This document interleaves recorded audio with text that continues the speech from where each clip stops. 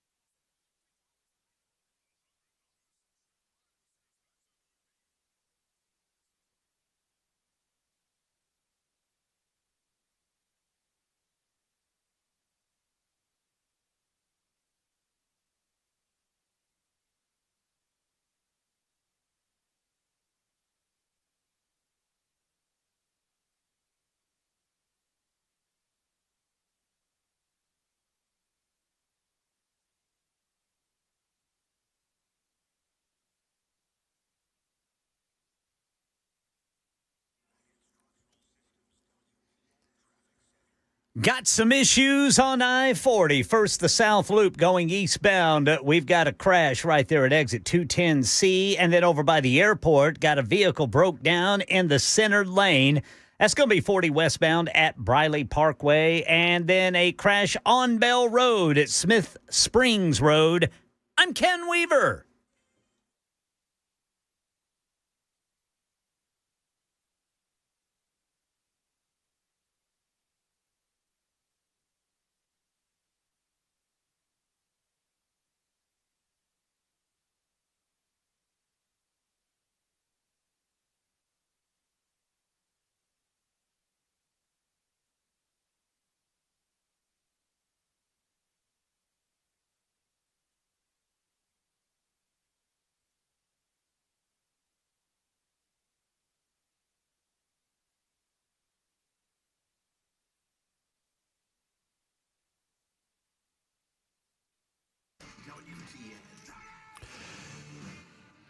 Hello, kids. Where you been? It is the Matt Murphy Radio Show, Super Talk 99.7 WTN. My name is Matt Murphy, and since we have last spoken, I have gained 6 pounds. Well, you don't look like it, Brother Murphy. I'm hoping that it's water weight, Ken. I'm hoping it's water weight. Maybe it's fudge weight. Whew. Maybe, I'll do it.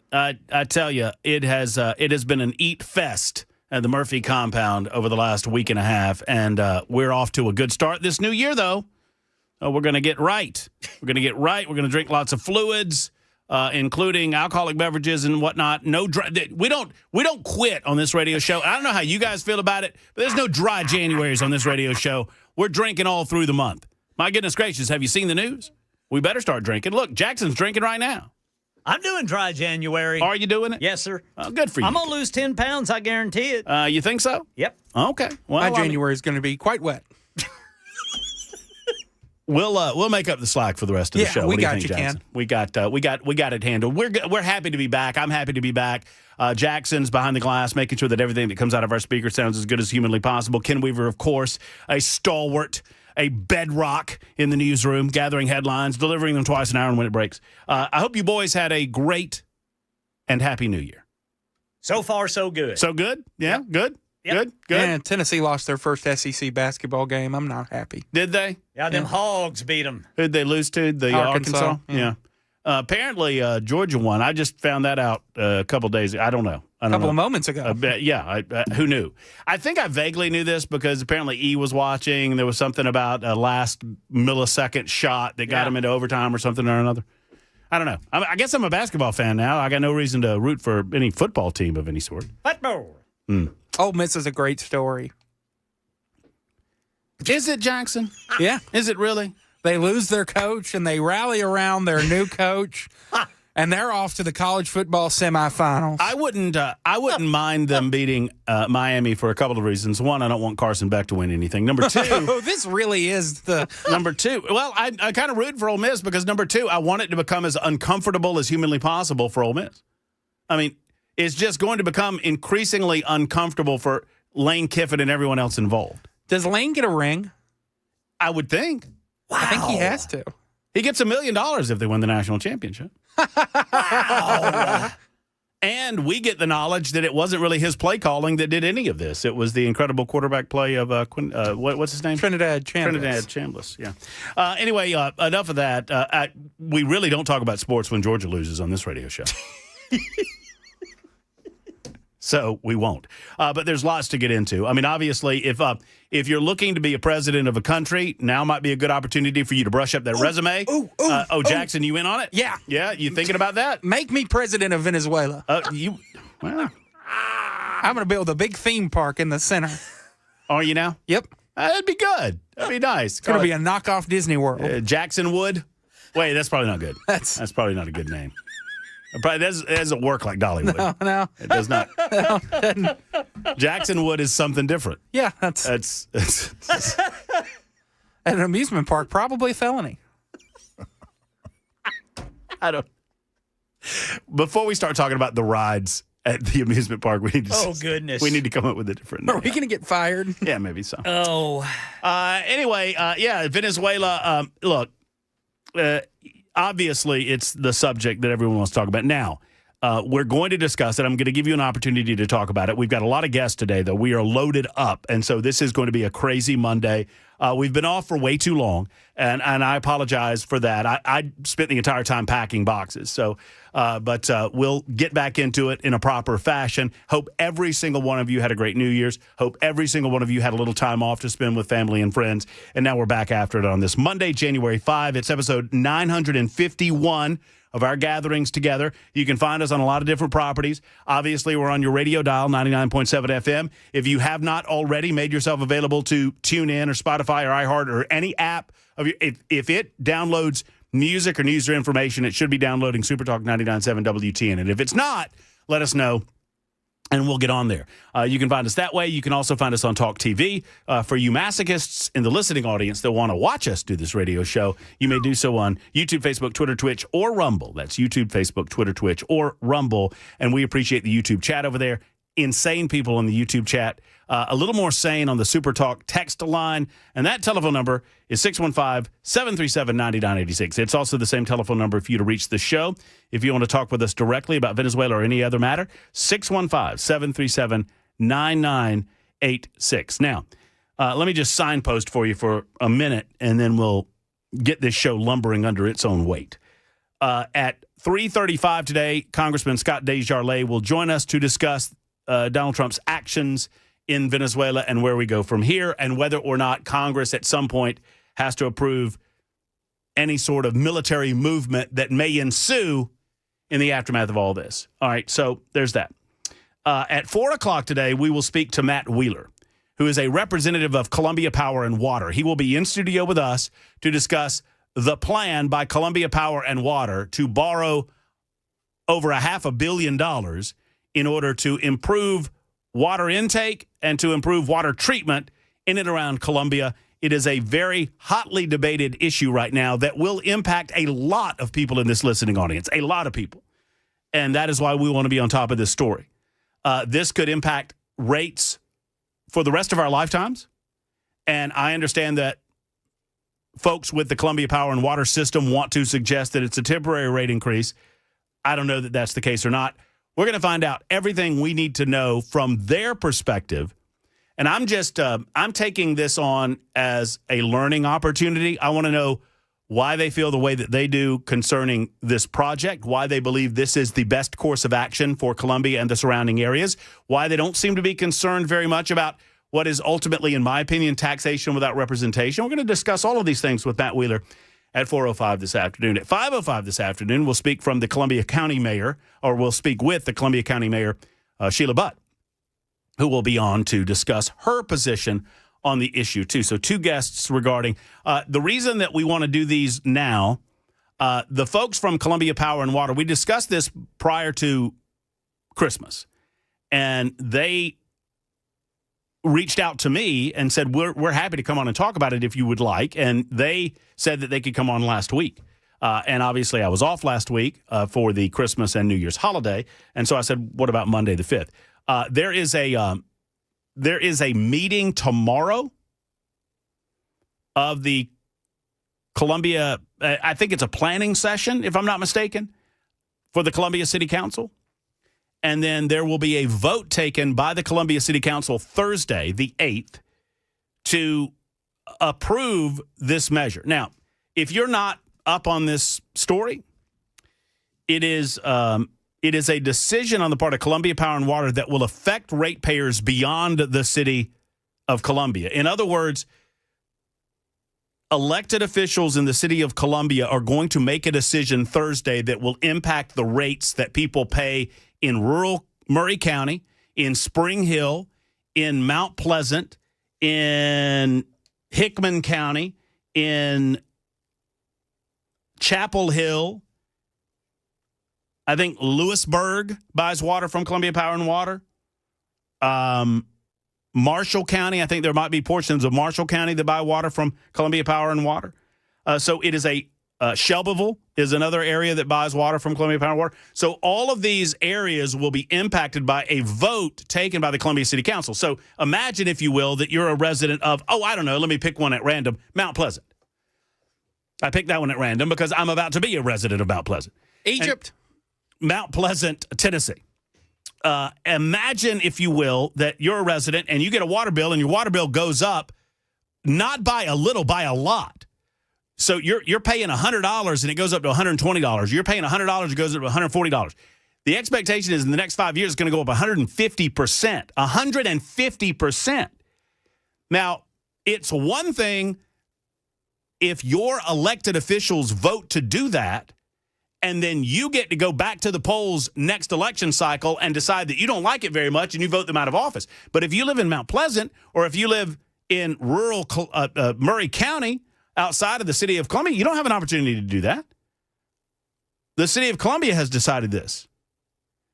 And it impacts everyone in the region, which is why some have suggested that there should be some form of regional water authority in Middle Tennessee making these types of decisions that would better reflect and represent some of the areas that are not represented by the Columbia City Council. Now, I'm not taking a position on that. I'm just giving you the lay of the land and giving you the frustration that some have expressed to me as a result of our conversations about this matter. Bottom line is this: $500 million is a lot of money. And if there's a way to do this more inexpensively so that you don't have to pass those costs along to the customers, then I want to talk about that as well. We're going to discuss it today on the show starting in the 4 o'clock hour. But right now we talk about Venezuela. Let me give you a couple of reminders.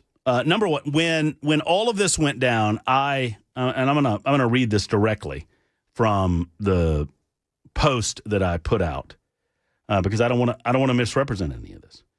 So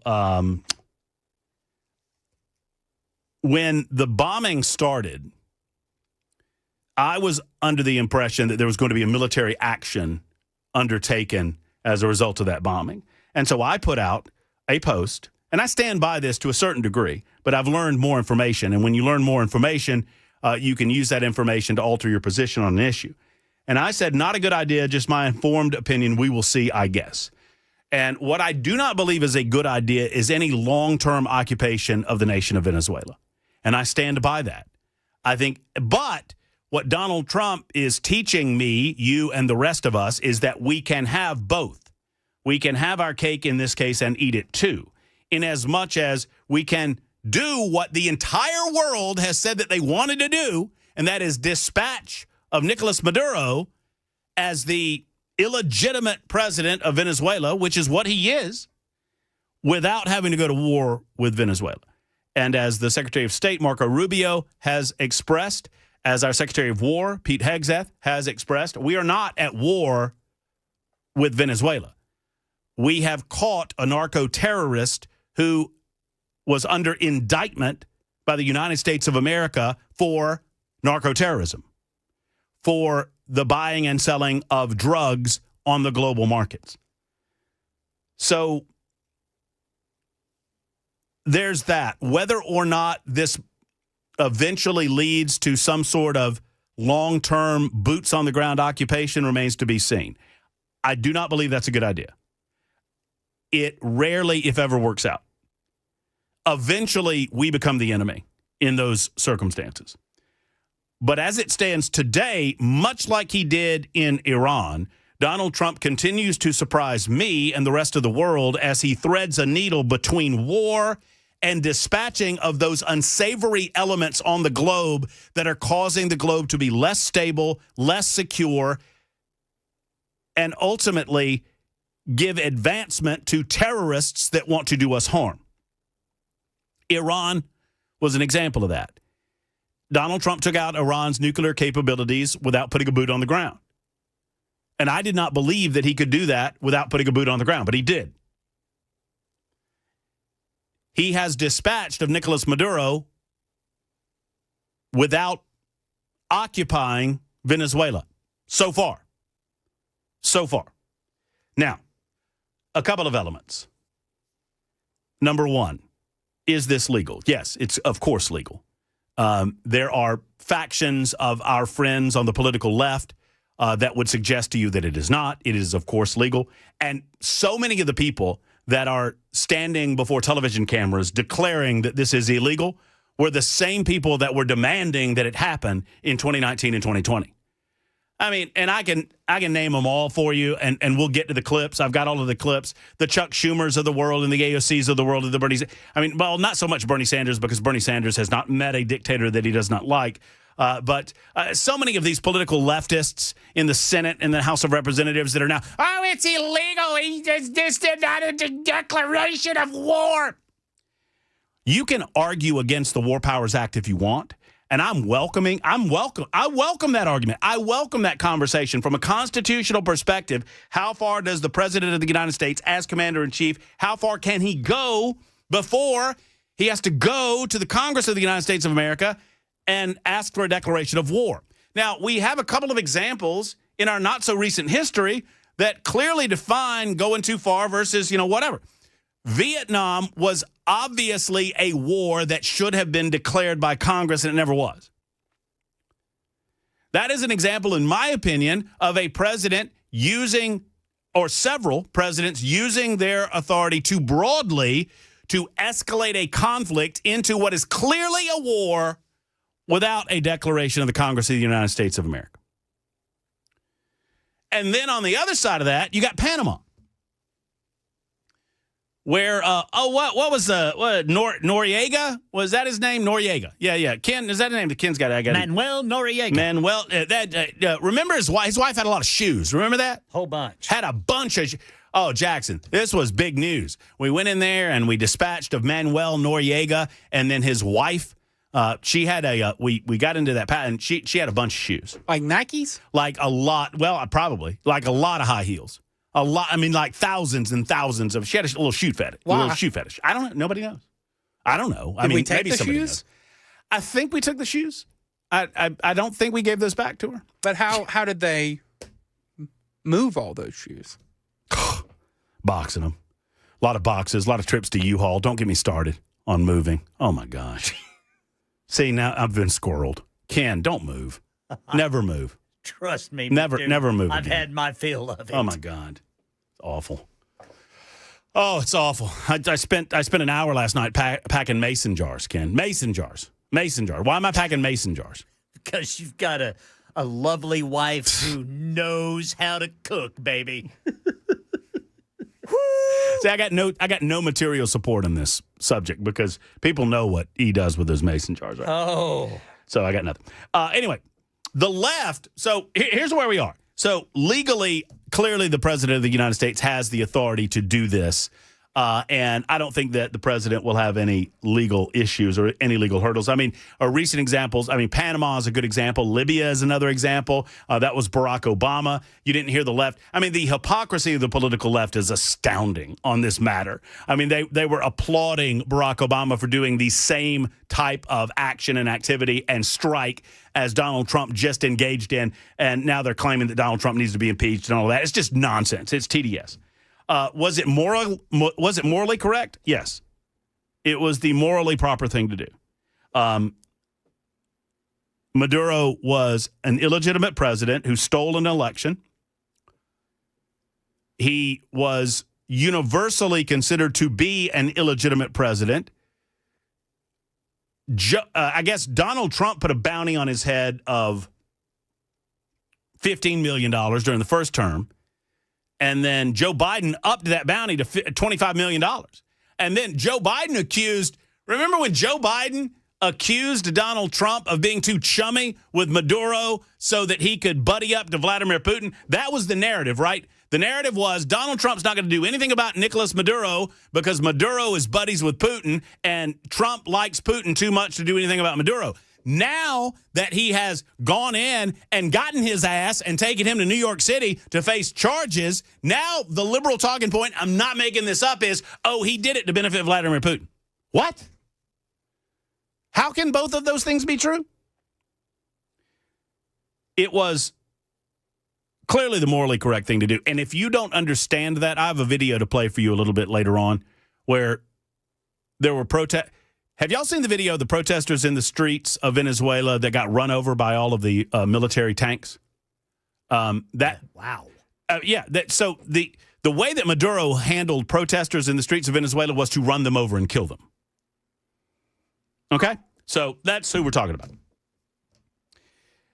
As far as occupation goes, as far as putting troops on the ground, boots on the ground, I hope that we can thread that needle and not do that because I do not believe that ends well.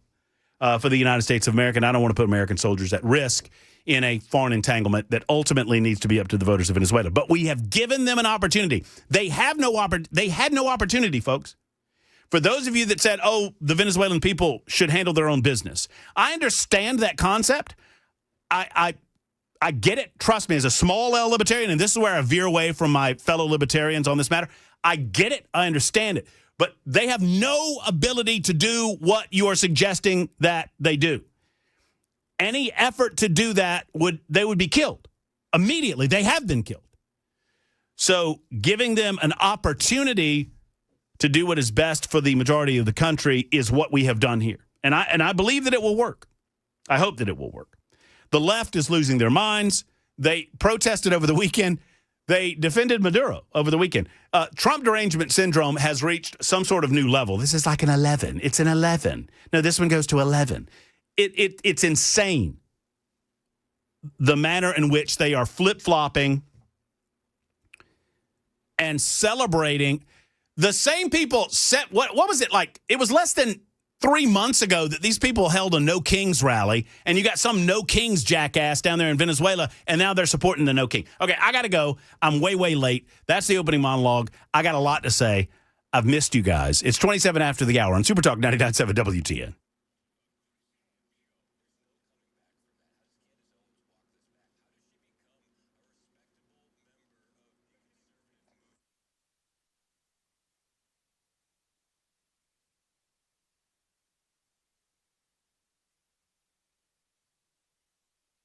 Still think that she is a worthwhile source. It's wild to me. It's wild.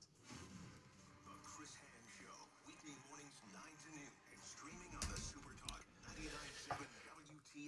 Hey, before I tell you all about Defend Systems, I have to correct myself. Melda Marcos was the lady with the shoes. I got that wrong. It was not. It was not Noriega's wife. It was Imelda Marcos. I got that. It was the Filipino lady. I completely misremembered that. Defend Systems is a life safety and security consultation firm based right here in Middle Tennessee, and we're so proud to have them in Middle Tennessee. And I encourage you, if you're a business owner or if you're a decision maker at a place that people gather, please put Defend Systems on your list of people to contact in the new year to get the training that you need. Cumulus Nashville has done this training. We utilize the training program for our personnel. It's where I met Brink Fiddler and came to know how he does his business. They consult on security design and readiness for any manner of different types of businesses and operations. Like I say, any place that people gather. The training is far more than just checking a box for your employees. It'll truly give them a life skill that they can apply inside and outside the workplace. Active shooter response, workplace violence prevention, site surveys, emergency and intruder action plans, rapid response medical training, which is so valuable for you in your daily life. You'll want to use it. You don't want to see people hurt, but you want to use that training that you receive from Defend Systems. DefendSystems.com is the website, or call 615-236-6484. 236-6484 for Defend Systems.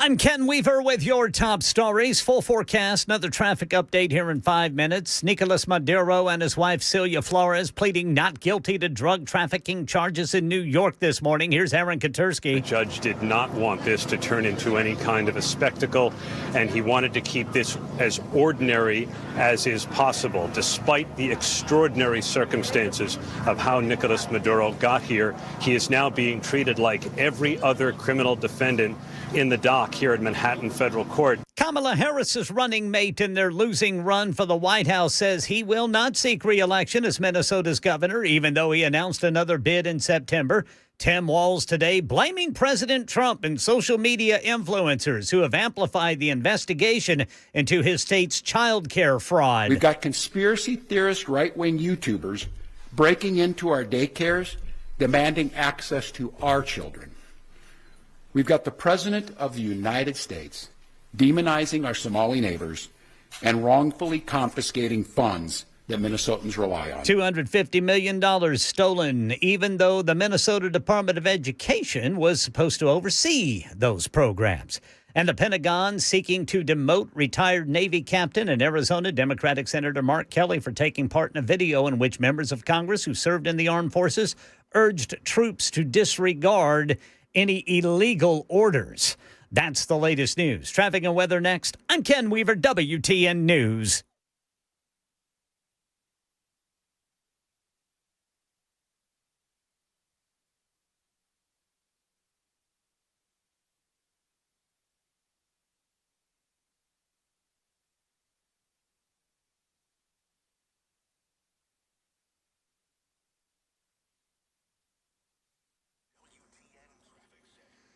All right, I-40 westbound right before Charlotte Pike. There is a crash there at exit 201. Over by the airport, a crash. 40 westbound at Briley Parkway. And then in Antioch, just picked up a new wreck. Murfreesboro Pike just west of Nashboro Boulevard and Una Antioch Pike. And then 40 eastbound over here on the South Loop. That's right there at exit 210C. I'm Ken Weaver.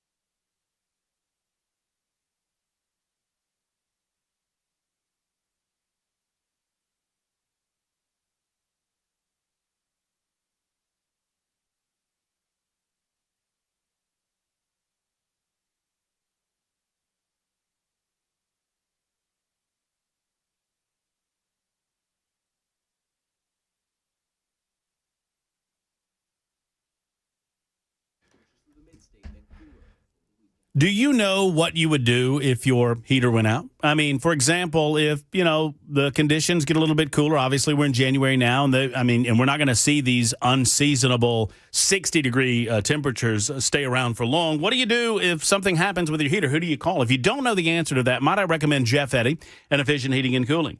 He is a small company with big heart and big results in mind. Efficient Heating and Cooling, they believe in service. They believe in helping you get through whatever issue your heater might be experiencing without replacing it. Here's the deal. A lot of companies just recommend that you replace because they make more money that way, and it's easier for them. At Efficient Heating and Cooling, they understand that you need maximum life out of your heating unit. You don't want to spend money that you don't need to spend if there is a solution. Now, it'll come time that they'll have to tell you that the life has gone out of your heater. And when that comes, they're an Elite Pro partner with Rheem. They can help you find the right unit for you and your family. But until then, let's get Jeff Eddy and Efficient Heating and Cooling on the issue. Call 615-784-4424, 784-4424, or efficienthvac.net, efficienthvac.net.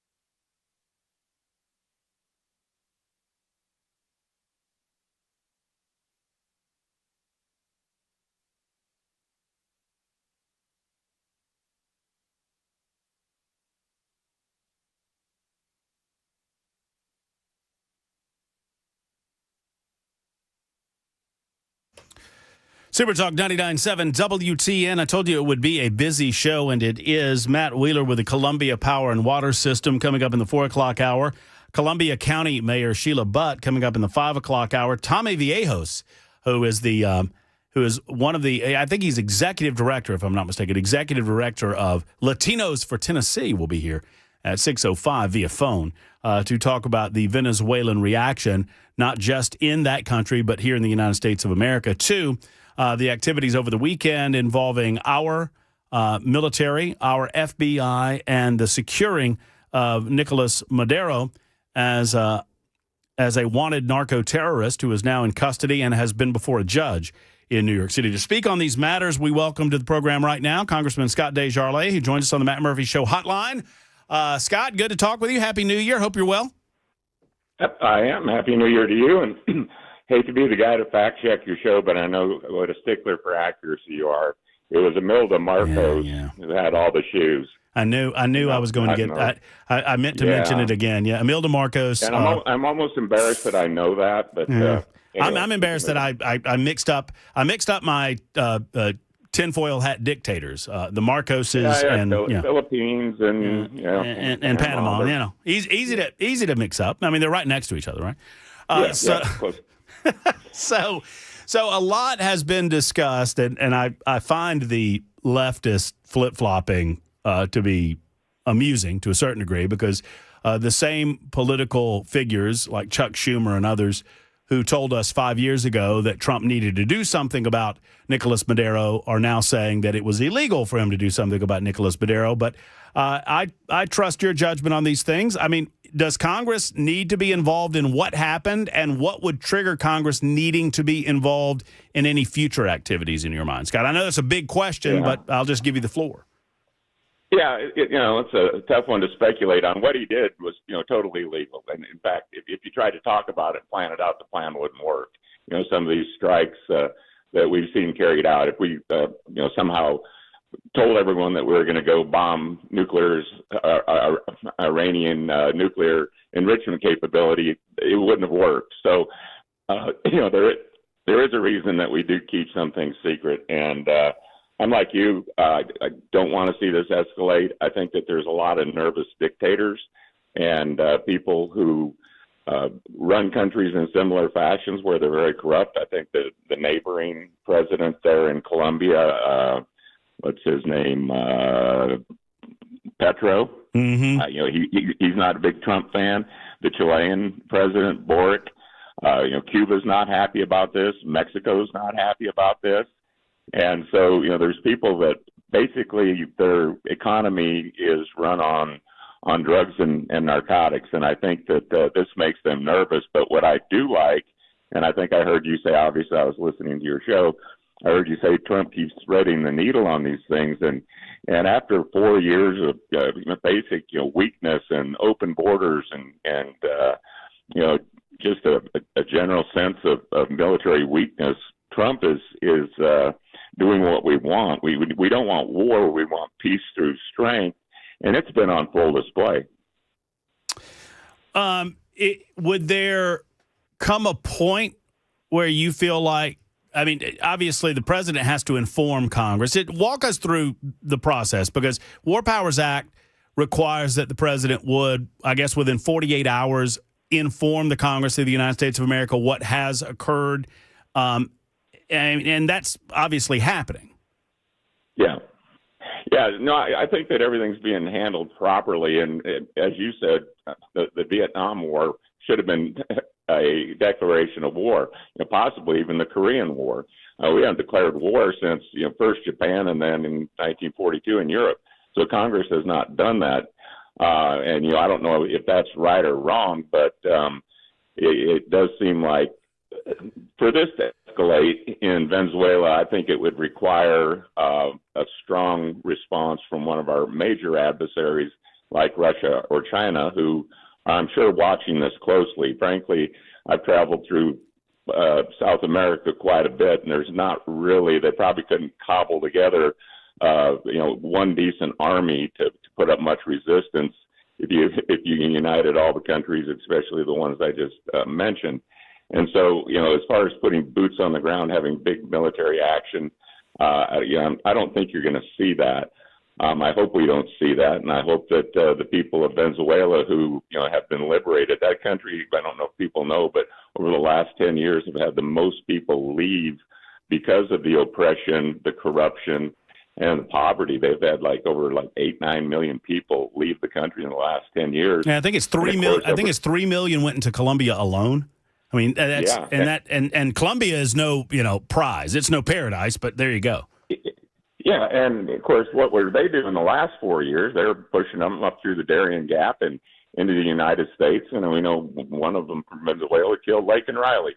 And so, I think that Biden made the country less safe. I personally, live out in the country in Sherwood, Tennessee, and I don't feel I'm safe out here. But you get into D.C. or cities, Nashville, Atlanta, I don't feel as safe as I did 4 or 5 years ago, and it's partly because of the open border and all the people who are here that we don't know what kind of harm they want to do. We're seeing a lot of terroristic type activities and shootings, and not that we always haven't, but I think what Trump is doing right now is showing the world that he is willing to take serious action and the drug boats. We're actually doing something about the problem instead of just talking about it. I know not everyone agrees with that either, but these drug lords and cartels, I guarantee you, they're taking notice. And what Venezuela has an opportunity now, as you said.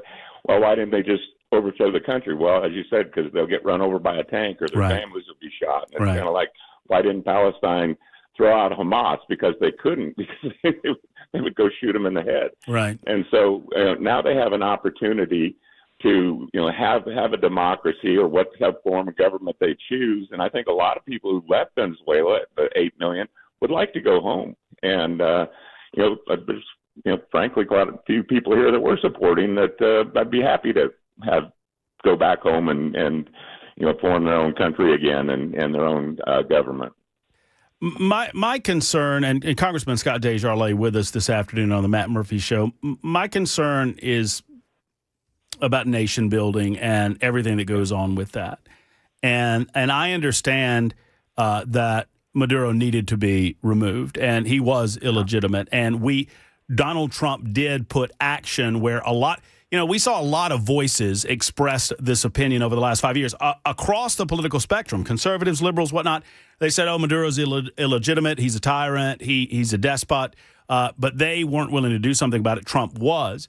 What comes next is the biggest area of concern for me. And when Trump says that he's going to, quote, that we are now running the country, if I asked you, Scott, what does that look like, and what is a best case scenario in terms of the transition of power back to the people of Venezuela? What does that look like to you? Well, it looks like to me that people are finally going to have the ability to speak out and be heard. Right now, of course, we know that the vice president says, they should send Maduro back. Of course she's going to say that. But people actually can, hopefully gather and talk and decide how they want to be led and who they want to be led by and have a free and fair election. And I hope that we could facilitate that. And, that's what I like to see happen. But, there's the old saying, dance with the devil, we took out Saddam Hussein. Iraq's been kind of, relatively quiet, but there was a long war and, a lot of soldiers and blood and treasure were spent in long wars in Afghanistan and Iraq. And I'm grateful for those people that are willing to go and serve and die for their country and all that. But, this is not, when you try to nation build, it's always risky because you don't know what you're going to get. I don't think it's going to be worse. It's funny to me that, if people are using an example of socialism, how socialism fails, if you want the United States to fail, become a socialist nation. And the example everyone used was Venezuela. That was the first country that would come to people's mind. Now we have a New York City mayor who basically is opposed to what happened.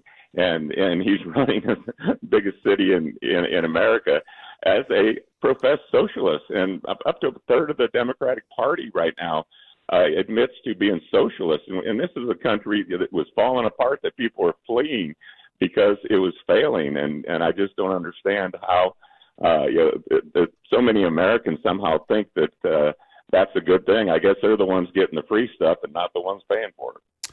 Well, and we have just a laundry list of leftists from the Biden administration on down who condemned Maduro, who said that it was an illegitimate takeover of the Venezuelan National Assembly when he, quote unquote, held elections and then just defied the results of the elections and stayed in power.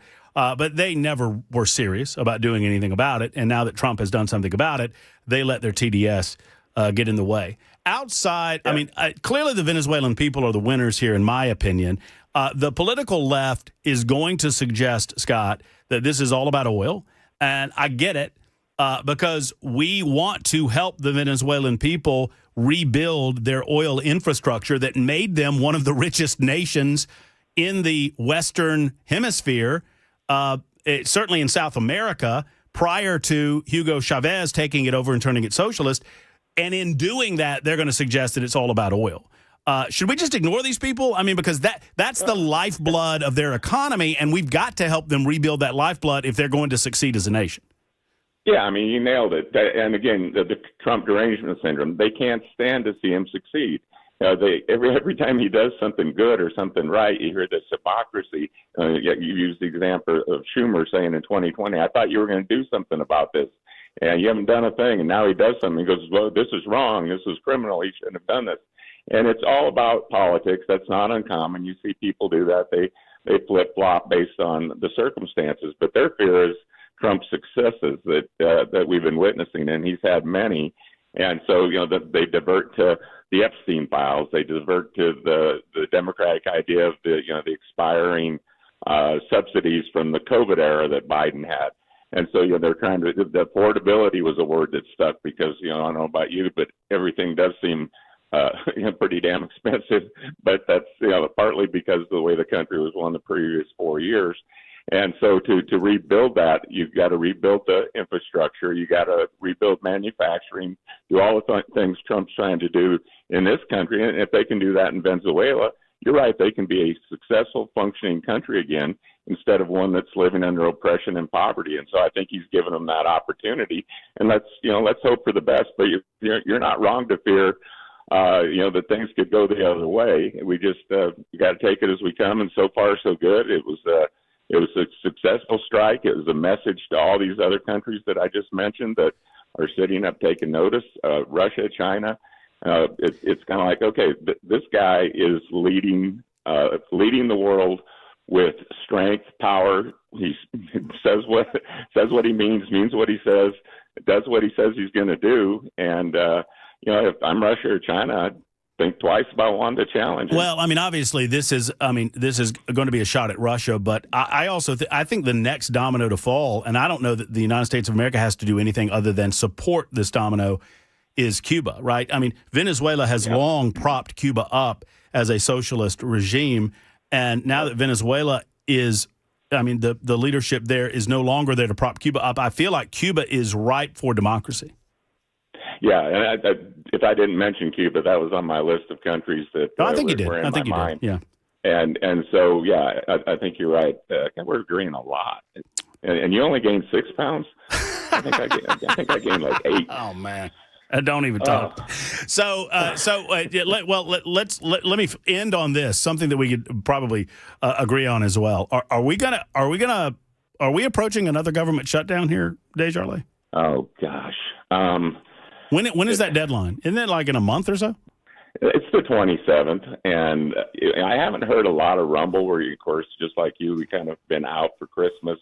We'll learn a lot more this week. I know that the Democrats think that that's somehow successful, and that would be a way to get to Trump. I'm not sure what they're going to shut it down for this time. We're working on healthcare solutions. There's no Epstein issues that have popped up to really get him excited. So I don't know what they would shut it down for, but if they can do it and think that somehow that makes them look good and makes us look bad, yeah, I'm worried about it. So let's just hope that doesn't happen, because doesn't do anybody any good other than give a lot of federal workers a free vacation. Yeah, no doubt about it. Scott, let's do it often in 2026. I love hearing from you. I love your representation in the 4th Congressional District. We appreciate you, brother. Hey, thanks, man. All right, take care. There's Scott DesJarlais joining us for a few good minutes. In a moment, we'll speak with Matt Wheeler, local story, but it's one, I hesitate to call it a local story because it's going to impact a lot of people in Middle Tennessee. It's concerning water use in Middle Tennessee, and we'll take that up coming up in just a couple of minutes. It's 53 after the hour. Super Talk 99.7 WTN.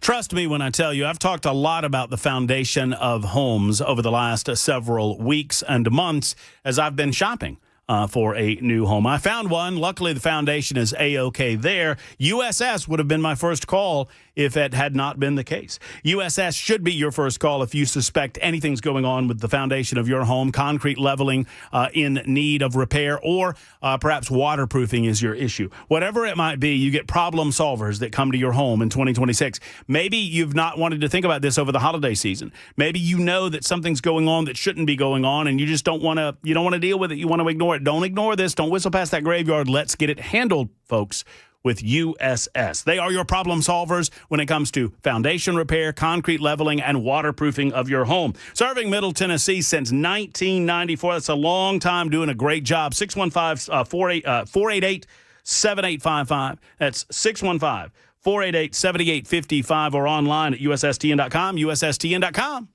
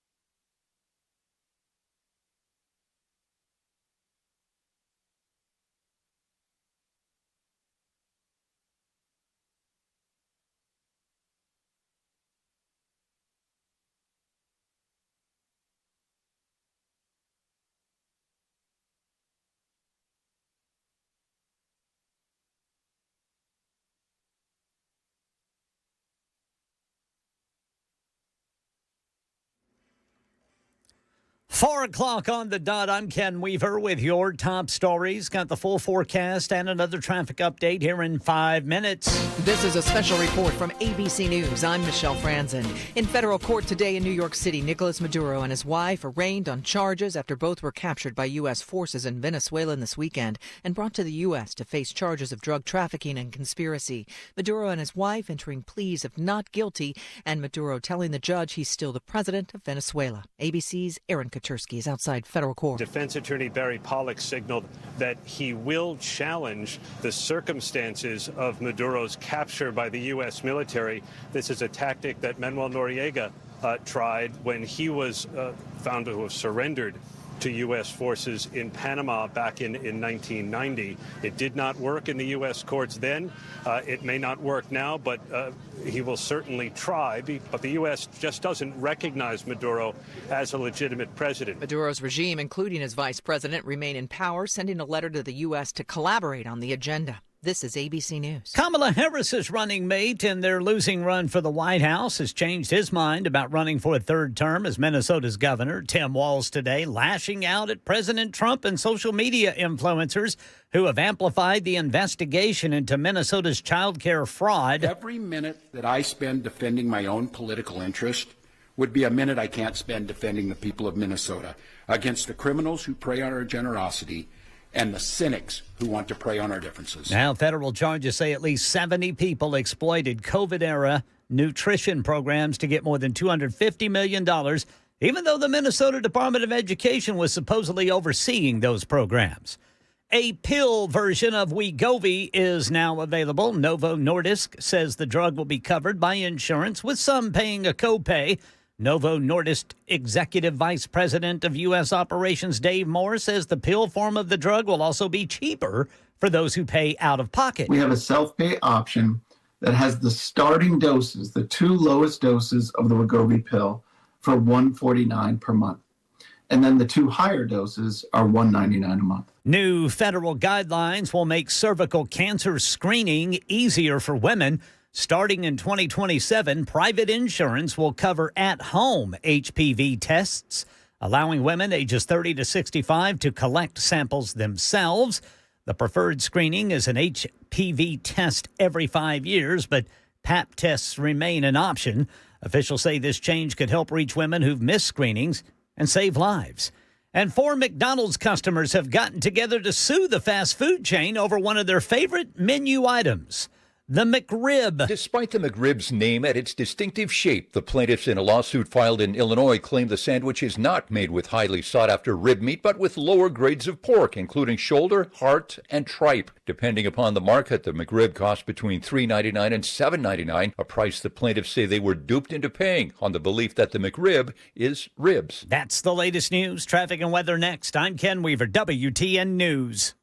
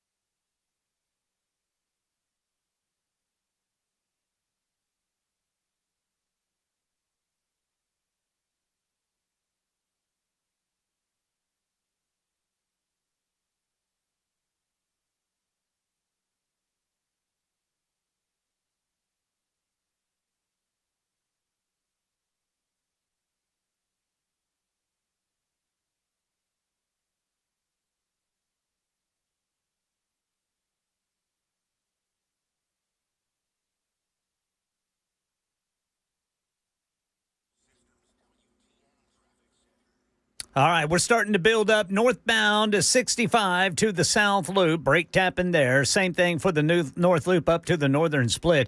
Westbound 40 is showing a lot of brake tapping once you go westbound from 440. And then you're having to come to a complete stop and go for a brief period there, eastbound 440 to go southbound on 65. I'm Ken Weaver.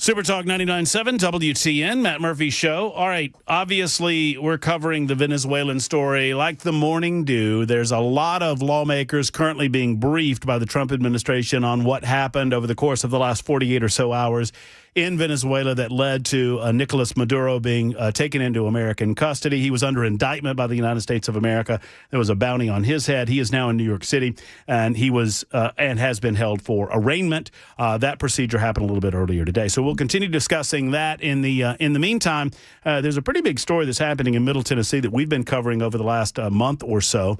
I became aware of it, I guess, right at the beginning of December, that there was a discussion on the part of the Columbia Power and Water System. And this has been going on a long, long time. It predates, obviously, the discovery by me. But they have been discussing the possibility of expanding, moving their intake, building a water treatment facility. And we've heard from some that are concerned about the amount that would cost ratepayers over the course of the next 5 years.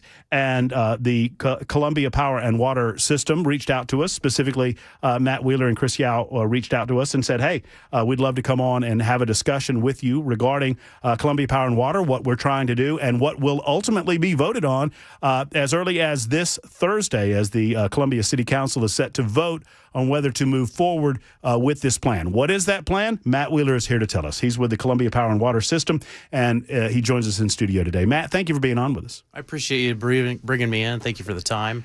Talk to us about why we're here. What's the situation and what's the plan to solve it? Okay. Well, in the simplest terms, I'm a water engineer with Columbia Power and Water, and my job is to make sure that our customers have reliable source water. That every time you turn on the tap, it's available. Leanage, or just pull that to you. Pull it to me. Yeah, there you go. There you go. Very good. That every time you turn on the tap, that it is available, no matter what the weather, no matter day or night. We need reliable water for our customers. And so with that, we've got to do what we can to make sure we mitigate risk and bring forward the water in a safe, reliable, and cost-effective way.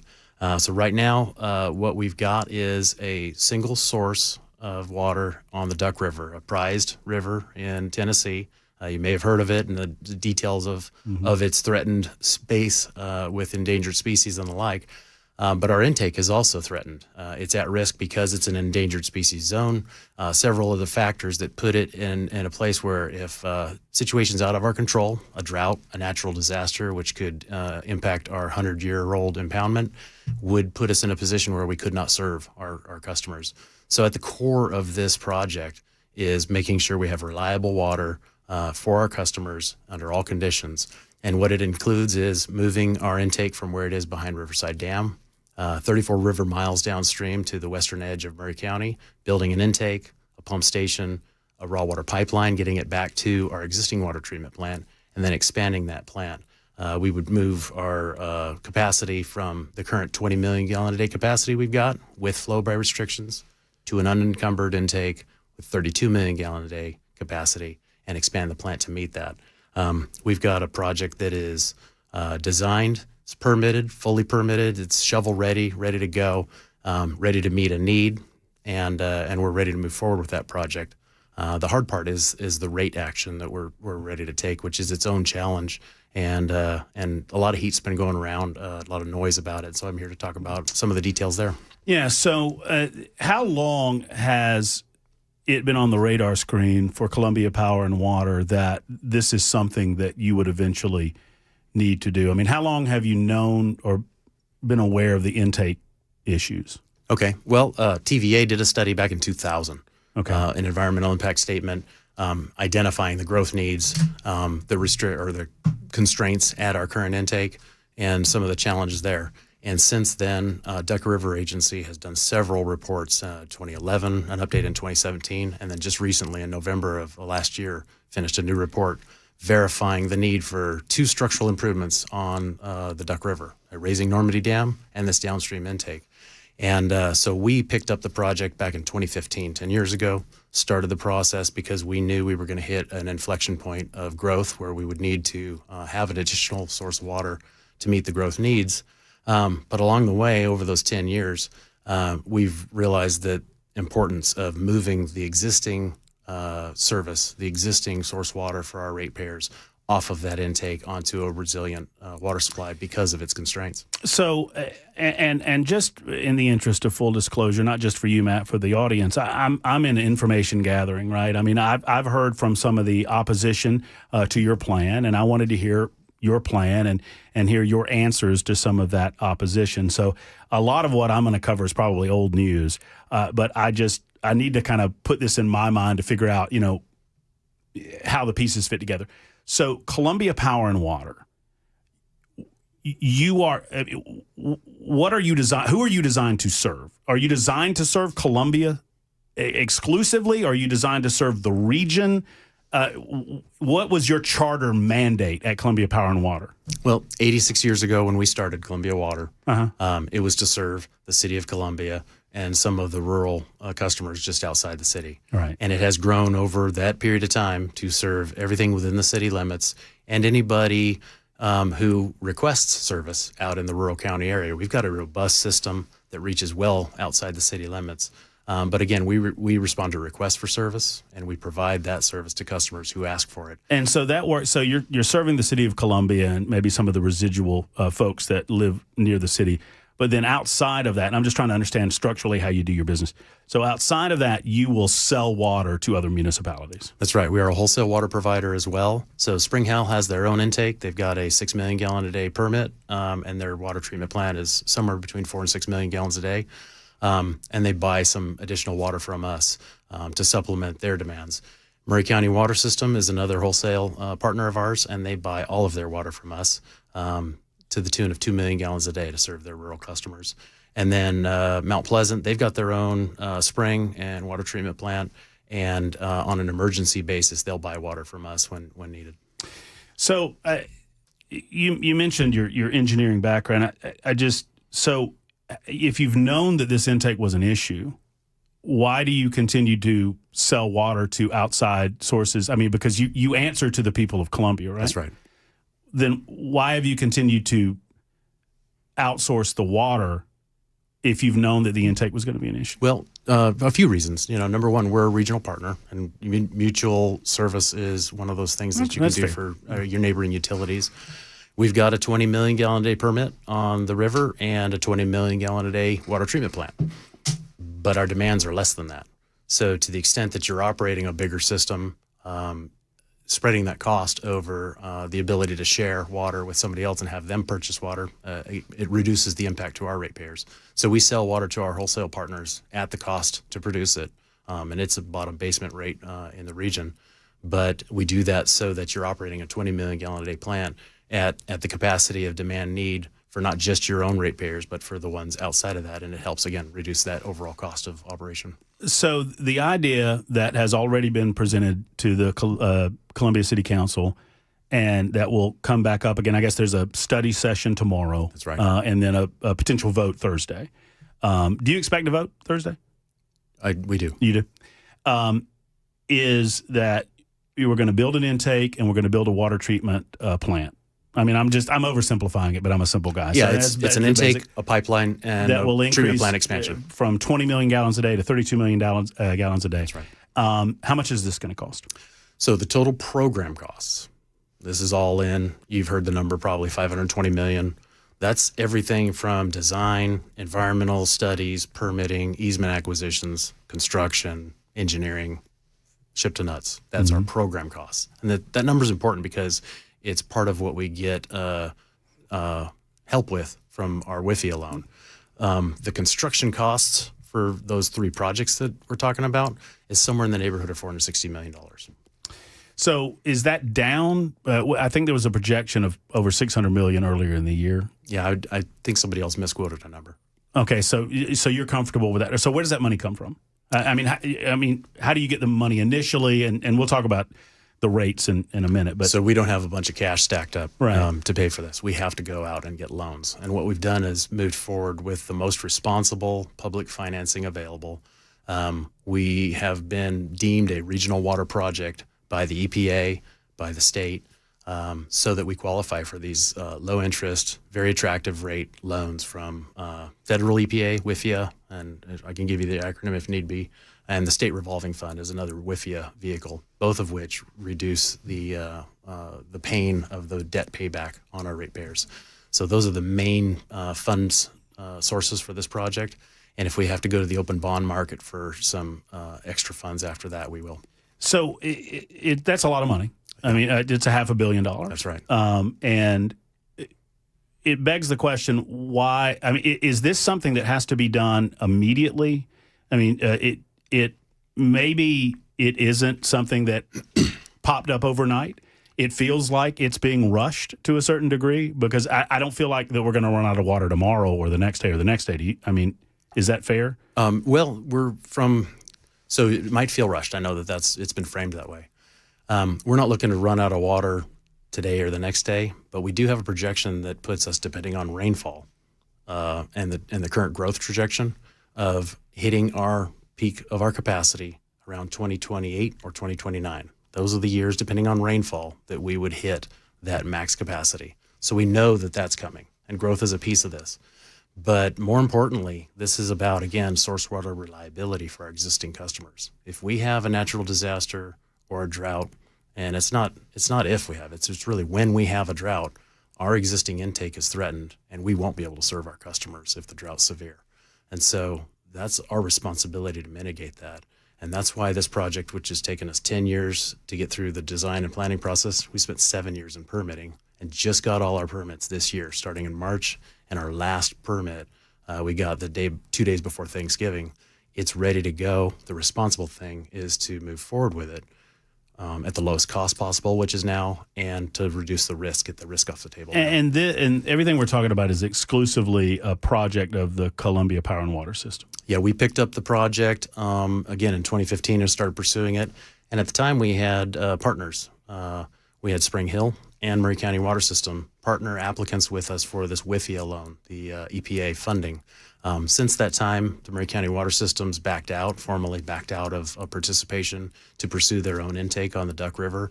Spring Hill stayed with us, and then Mount Pleasant to the extent that they needed help.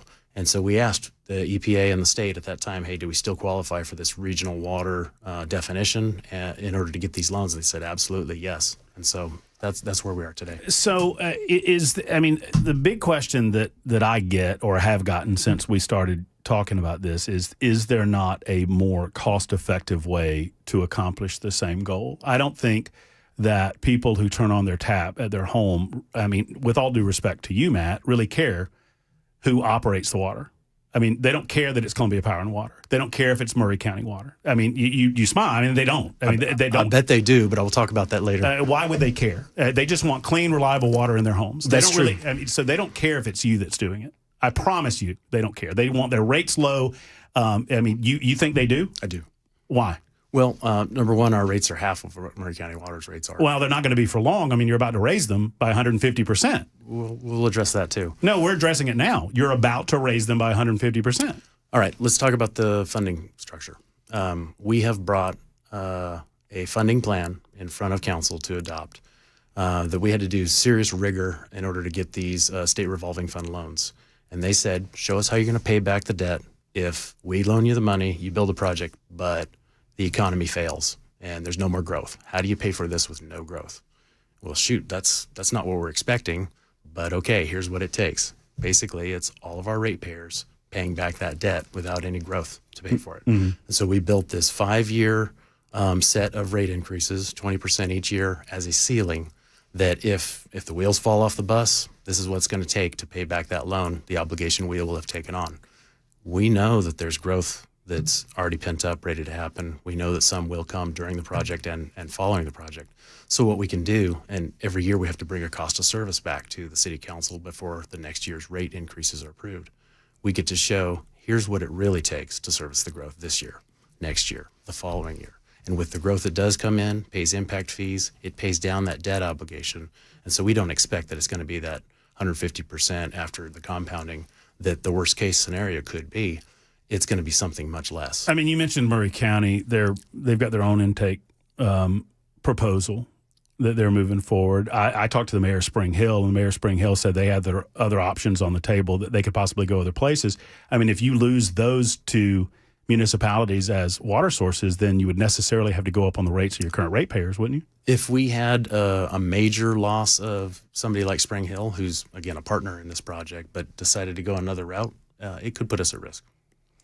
Right. So there's no guarantee that it's capped at 20% growth per year. Well, according to this rate action, it's a cap. But if you borrow the money from the state, the comptroller is going to want their money paid back. So they're going to demand the rates go up consistent with the repayment of the loan, would they not? That's true. If the comptroller found that our position was insufficient to pay that back the debt, they could force us to raise rates. So the Columbia City Council would lose the ability to control their own rates. You're giving that ability over to the state in that scenario, in that specific scenario. Anybody who takes out a state revolving fund loan has that same lever on them. Well, I mean, but it's something that should be taken into consideration from the city of Columbia, right? Well, what they told us was if it gets to that position, then they haven't done their job. And so they have forced us to go through this rigor to demonstrate the worst case scenario, to then show how we would pay for it in the absence of that growth. In my analysis, I mean, if you push these other municipalities to the point that they feel like there's a better and more cost-effective way to get their water, why wouldn't they do that?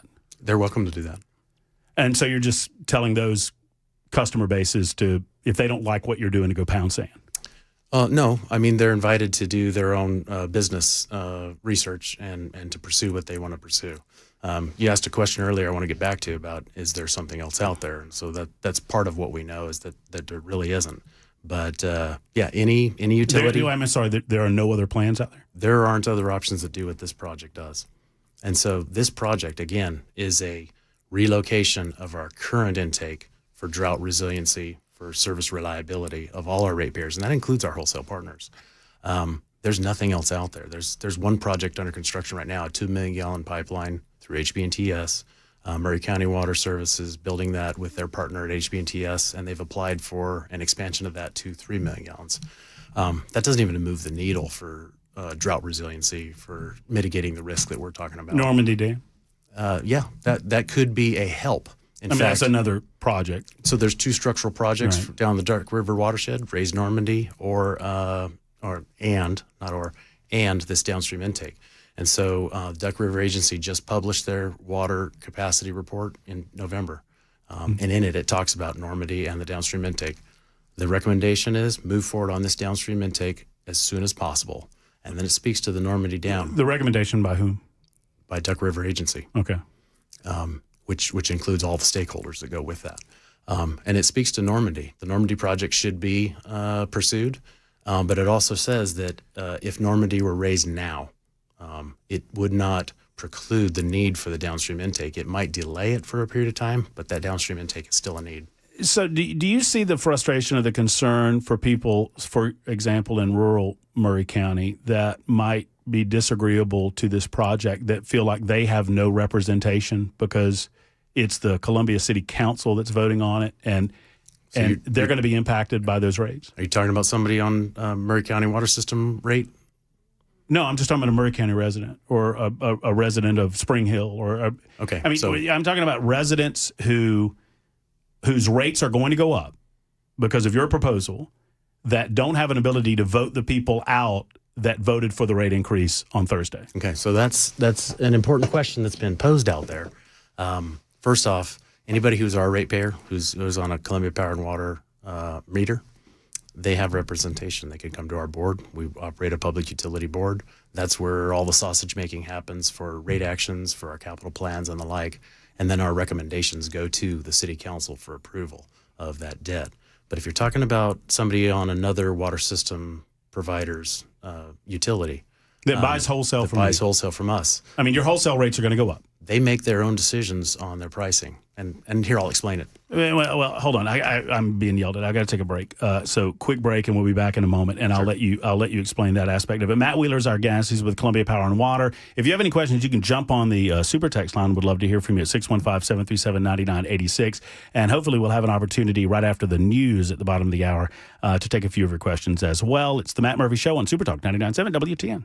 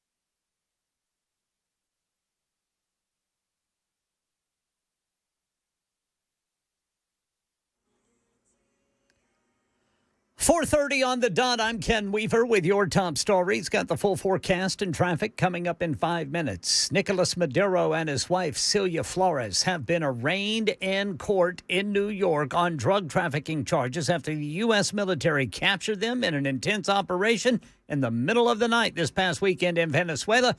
We get more from ABC's Aaron Katursky outside court there in New York. Nicolas Maduro pleaded not guilty to the 4-count indictment, but in doing so, he said, "I am innocent. I am not guilty. I am a decent man. I am still president of my country." So Maduro is also defiantly saying that he remains the elected president of Venezuela, and he said he will go free. Kamala Harris's running mate in their failed White House bid says he will not seek a third term as Minnesota governor. He says, Tim Walz, because President Trump and social media influencers amplifying the investigation into child care fraud is too distracting. I don't want to mince words here. Donald Trump and his allies in Washington and in St. Paul and online want to make our state a colder, meaner place. They want to poison our people against each other by attacking our neighbors. Well, federal charges say at least 70 people exploited COVID-era nutrition programs to get more than $250 million, even though the Minnesota Department of Education was supposedly overseeing those programs. A pill version of Wegovy is now available to more people. Novo Nordisk Executive Vice President of U.S. Operations Dave Moore. It's our opportunity to bring this new medicine to market in all channels all at once. Having it available through commercial insurance from day one and available in brick and mortar pharmacies like CVS and Costco, but then also partnering with telehealth companies. For those who pay out of pocket, the two lowest doses will cost $149 per month, with higher doses at $199 per month. Cervical cancer screening getting a major update. Women ages 30 to 65 can now choose an at-home HPV test covered by insurance starting next year. That's the latest news. Traffic and weather next. I'm Ken Weaver, WTN News.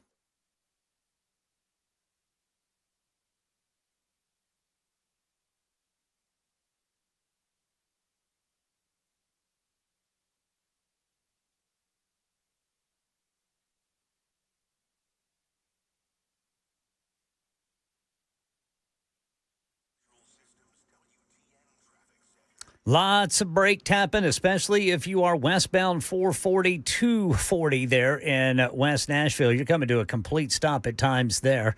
Same goes for eastbound, northbound 65 to go eastbound on 440. I'm Ken Weaver.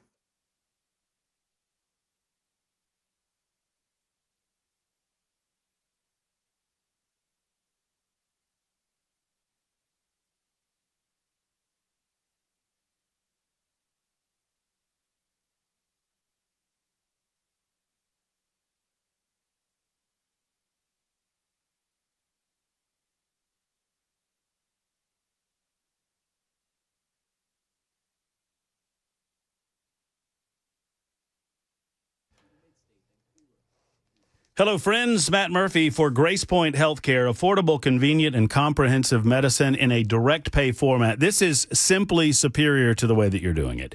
And no offense to your current doctor, no offense to the way that you've been doing it for a long time. But let me tell you, when you deal with a direct pay primary care provider, it means that all of your treatment decisions are made between you and your doctor, which is so important. I mean, obviously, that sacrosanct nature of that relationship is very important to you and your family, and they keep that sacred at Grace Point Healthcare. Secondarily, it keeps their prices down. Thirdly, they have the Smart Care plan where you pay a monthly $99 fee for adults, $79 for the kids, and you don't pay anything else to go to the doctor throughout the course of the year. Plus, they provide basic labs and diagnostics as well. Do it the better way, the old-fashioned way, by getting to Grace Point Healthcare. So if we're in the midst of cold and flu season, obviously, if you've got a cold, if you got the flu, you don't want to wait a week or two to go to the doctor. You never wait at Grace Point Healthcare. They see you same day or next day, a service even for brand new patients. Call 599-6868. They're located in the heart of Franklin. I believe in the way they do their business. Absolutely love these guys. Exceptional medicine at your convenience. Modern medicine delivered the old-fashioned way at Grace Point Healthcare.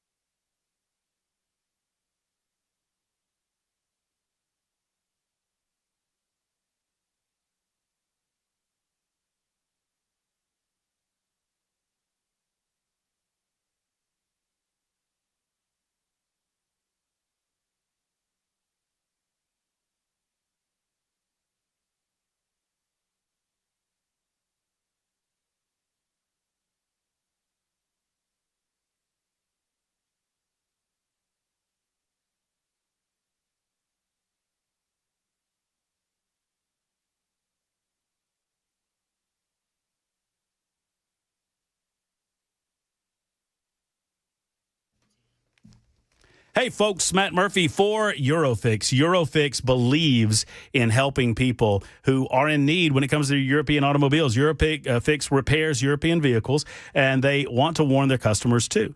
Now, they do business the right way, and let me give you an example. Eurofix, they wrote one of their customers a $5,000 check, a refund check to their customer because they police themselves. They want to tell you the full story and do what's right every single time. You shouldn't pay for something you don't need. You shouldn't get a repair that you did not need, and Eurofix would never, ever do that to you. Eurofix makes quality repairs below dealer pricing, and they have since 1999. It's why Aaron Stokes and his company has grown from, a shade tree mechanic style operation to 5 separate locations in and around the Nashville area. Family owned and operated for over a quarter century, 5 locations. Eurofix. Call them today, 844-EUROFIX, 844-EUROFIX, or online at myeurofix.com.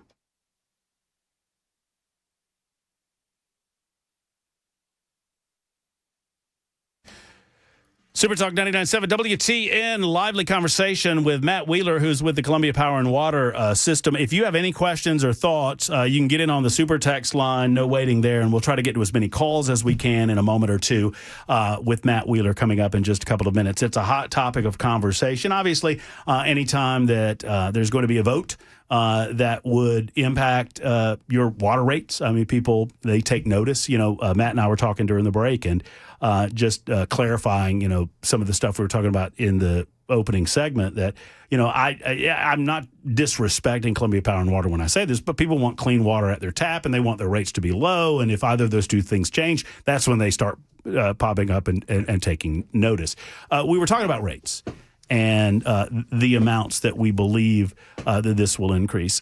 If you talk to an average ratepayer in Columbia, or really anybody that is on the Columbia Power and Water system or that is on a system that buys wholesale from Columbia Power and Water, what would you suggest they're going to experience 3 years from now? If this plan moves forward, how much are their rates going to go up? Because I feel like that's the $64,000 question for people. Sure, that's the big deal, and that's really the demystification that needs to happen here about what's happening with our rate action. So I've already explained how we've got a 5-year set of rate increases that is a ceiling for Columbia Power and Water Service customers. And that's if the worst case scenario happens. We got no growth that comes in and helps pay it down and share that debt obligation. That's what our ratepayers will see. Where we start matters. We're already among the lowest in the state for water rates. So percentages sound terrible because we're already so low. But what we're expecting is that by the end of where we're at, we're going to be somewhere in the middle of water ratepayers in the state on Columbia Power and Water Systems. But your question about when Murray County Water Systems raises their rates on their customer, it won't be about the cost of wholesale water sold to them. And for example, you had a... you say it won't be? No, it won't be. You had a prominent member of an outspoken opponent of this project come on and say she had a $100 water bill on a Murray County Water System, and it was going to be $250 at the end of this effort, right? So we are able to do the math. We go and we figure out, well, how much water is that? We go straight to Murray County Water Systems webpage, find out how the rate structure works, figure out that the cost of that water, the wholesale water that went into that $100 bill, is less than $25. So their markup is somewhere around 4 times. Well, let's talk about Columbia Power and Water. So if you borrow $500 million to build this project, your rates are going to go up on your customers, yes, and on the wholesale that you sell to other municipalities, correct? Wholesale water would have to go up too. So in this case, let's say worst case scenario again, that wholesale water goes and so you're trying to blame Murray County for going up on their rates when you go up on the wholesale price? Well, listen to me. Wholesale water rates would go up, and let's say worst case scenario, we're at 20% 5 years in a row. That whole worst case scenario, that wholesale water would go up by $36. So when they raise their rates 150% on their ratepayers, it won't be because of the cost of that wholesale water going up by $36.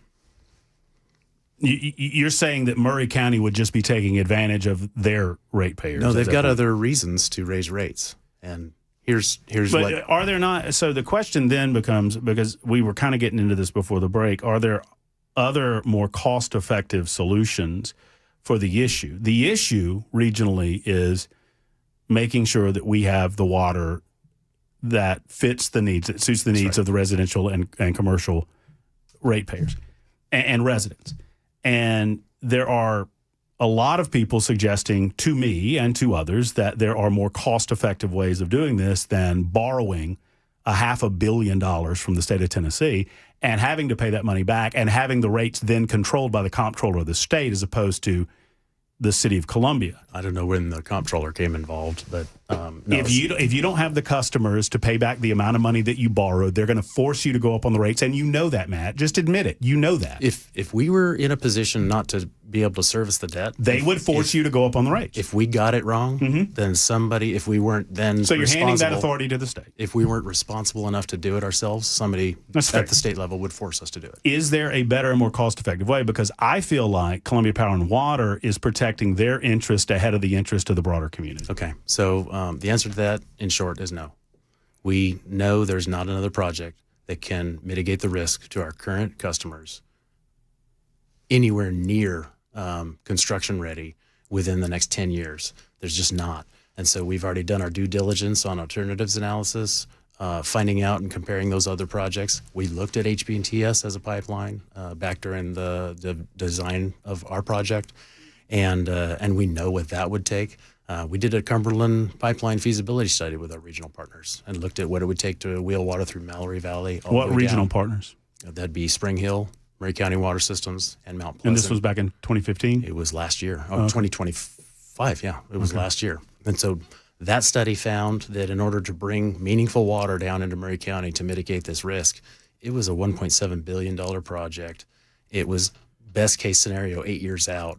And we didn't know if there was even a permit appetite from Army Corps to get an interbasin transfer from the Cumberland to Murray County. So that was a big question mark. In the meantime, our project got permitted.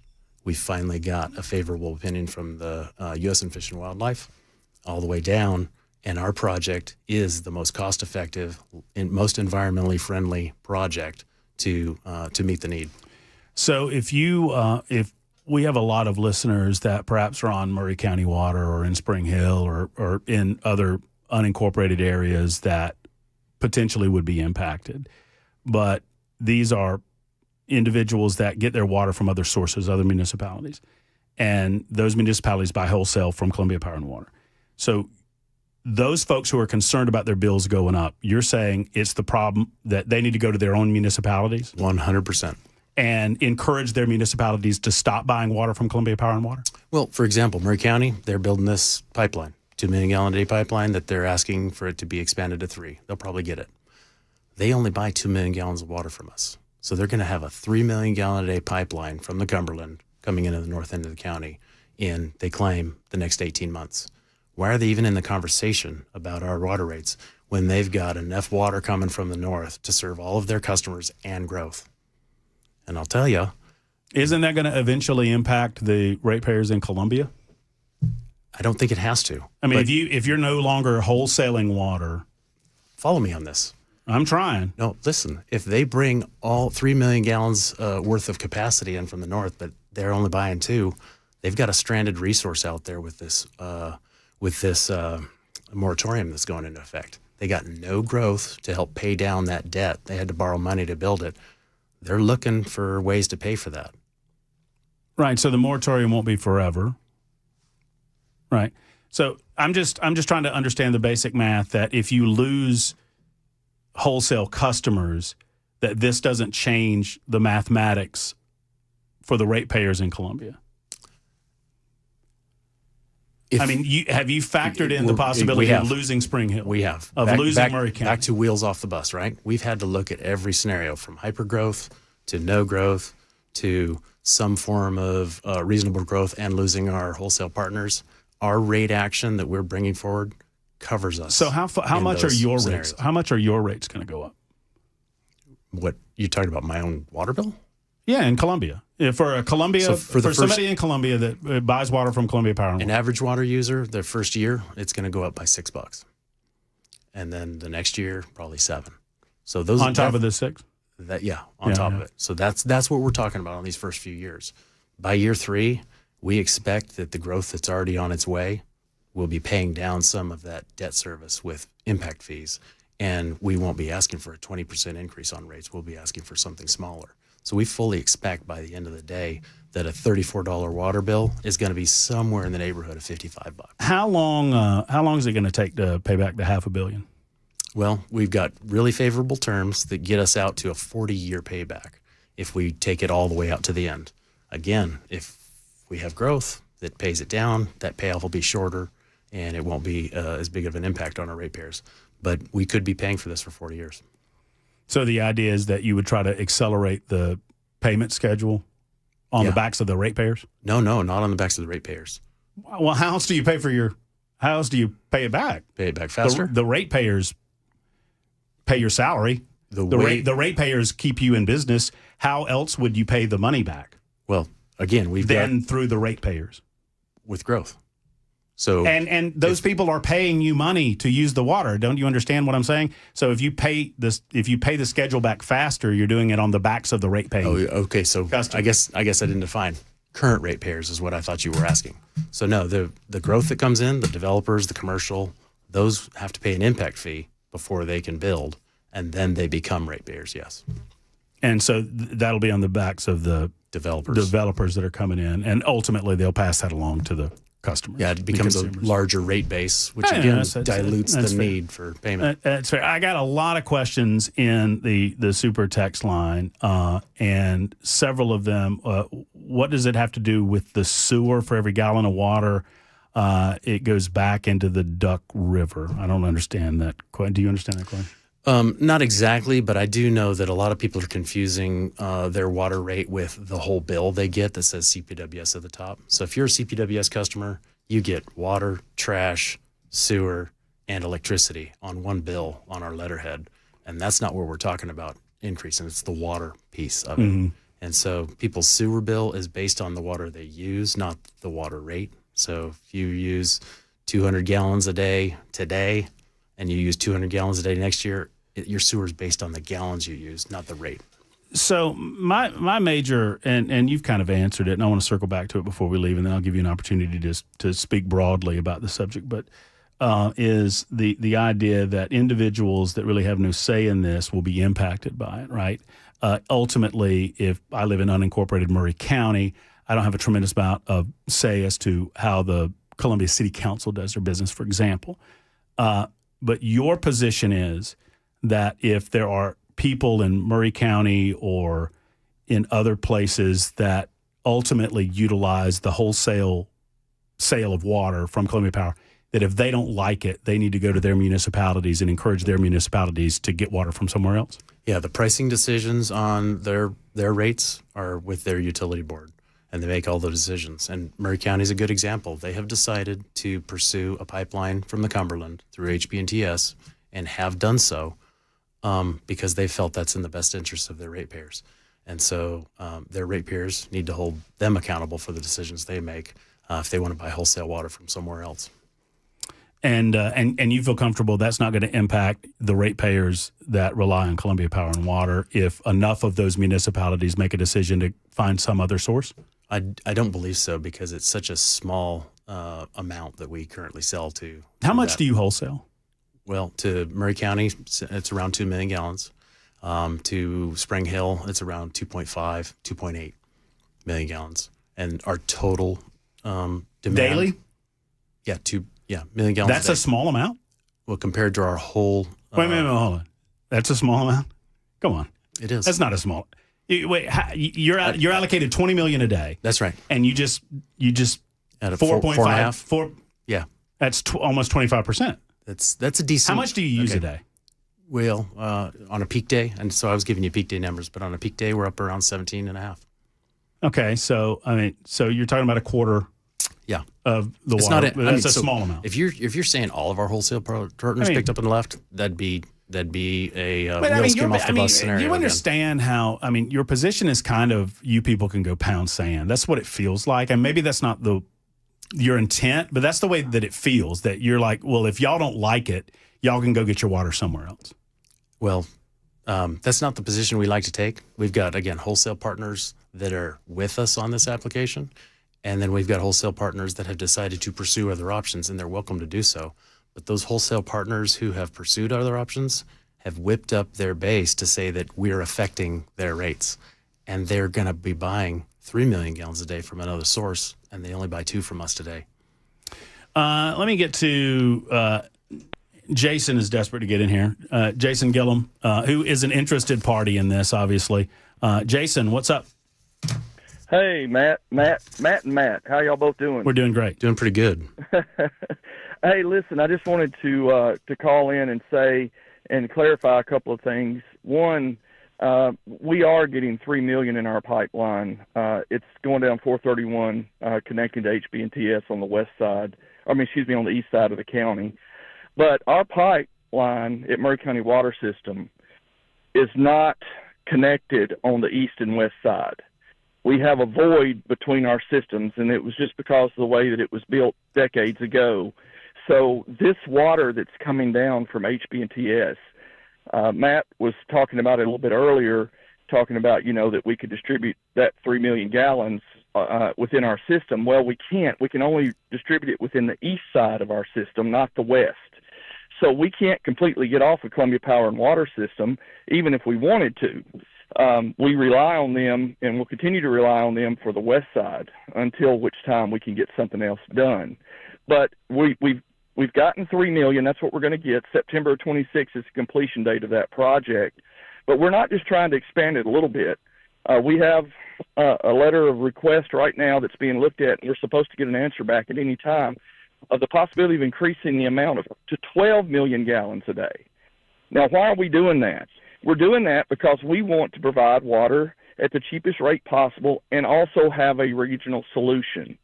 So, look, I understand what CPWS is doing is an enormous undertaking, but there are other options out there being looked at, and at the very least, I think that there should be a small amount of time to look at these other options so they can truly be explored and looked at. Jason, do you believe that this will ultimately lead the Maury County Water System to end its association with CPWS? Well, look, we're not trying, Matt, to get away from CPWS. We've been partners for a long time and have tried to work together for a long time. However, our mission statement at Maury County Water System is to offer water at the lowest possible price that we can offer it, right? Good, clean, affordable water. That's what we're about. And we hope that we don't see these kind of increases that are going to force us, Well, Matt said your rates are higher. Why are your rates so much higher? Okay, well, there's another thing. So Columbia Power and Water System, if you look on their website right now, they're advertising they have 28,000 customers. We at Maury County Water System are tasked with distributing water throughout the county to rural areas that otherwise wouldn't get water. We have a total of 8,800 customers. So we have almost the same amount of pipe in the ground. We have 475 miles of pipe in the ground in Maury County with only 8,800 customers. That's a third of what they have. So it's it's less dense. We have to pay more for our water, and we keep our rates absolutely as low as possible. Our last rate increase was done after a 10-month rate study to show us that we had to increase our rates. At the Maury County, is Maury County officially against this proposal? Do you want to pause on it or what, Jason? Well, look, I'm a single board member, and I can't speak for the entire water system, but I know as a Maury County and someone who pays my water bill here, I absolutely think that we should at least take a short pause to look at it. I mean, we're not going to run out of water tomorrow, but we certainly need to be conscientious of the fact that not only are we talking about a $520 million loan, we're talking about a nearly $1 billion interest payment over the next 30 to 40 years. All right, let me, Jason, I've got limited time, and I want Matt to get an opportunity to respond. Yeah. Thank you for the call. With interest is which part?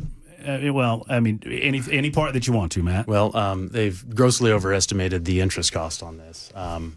Principal and interest, if paid over the longest period of time that we're talking about, is less than $1 billion with the terms that we've got on these loans. So that's been a gross overestimation. Well, I mean, $1 billion is a lot of money. But he's saying $1.3 billion in interest. Sure, I won't. Or let's say it's $900 million. Sure. Sure. That's just a lot of money. All right, so in the minute or so that we have left, just a thought, from you about the vote coming up Thursday. Okay. It's my understanding the city council decided not to move to a bigger venue. You probably don't have anything to do with that, but it was requested they move to a bigger venue. They decided not to do that. They're probably trying to keep the heat off of themselves. But, your thoughts on the vote on Thursday? Sure. It's closing. We can't gamble with water. We've got an obligation to provide quality, reliable water to our ratepayers in all conditions. And so talking about the difference between a shovel-ready project that's fully permitted, fully designed, and ready to go versus concepts and ideas that are out there that You don't have all the land, but that's okay. Maybe could be brought on to bear at some point. And Because you don't have all the land, right? You've got me there. We've got to get the rest of the land this year, but it will be in time to meet our construction schedule. Well, I'm just trying to clarify. That doesn't change the fact that we're shovel ready. And so what I'm saying is we've got the ability to bring a project forward right now versus hold off and wait and add risk. Because if we don't get under construction by this spring, that adds another at least one summer of risk for drought to hit our ratepayers. It's not just about growth. It is about protecting our customers and the health of the river. And so the projects that he's talking about, we didn't just trust but verify. We went straight to verify. We've contacted HB&TS, Harpeth Valley Utility District, who treats that water, TDEC. There's nothing on the books. There's not even a proposal in the studies phase for expanding that pipeline, that they're 3 million gallon a day. It'd be another pipe, and we've done the math on the cost. It would cost more than our project. Matt Wheeler, thank you for spending the hour with us and presenting your side of the story. And we look forward to covering it as it moves forward. Study session going on tomorrow and potentially a vote with the Columbia City Council on Thursday. Thank you. Thank you. There's Matt Wheeler with the Columbia Power and Water System. Back in a moment, 58 after the hour. My apologies for being late at Super Talk 99.7 WTN.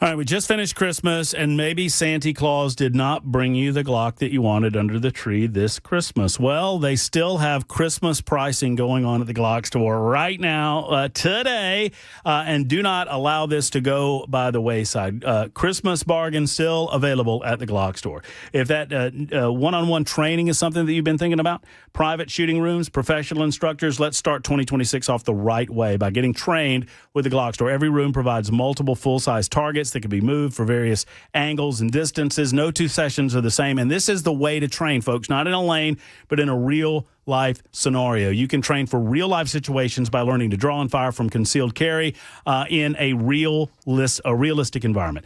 Basically, every time you finish your Shoot 270 training session, you'll leave a safer, more accurate shooter. Go to shoot270.com or glockstore.com to find out more. Minutes away from the airport, worth the drive from anywhere. It's the one and only Glock store.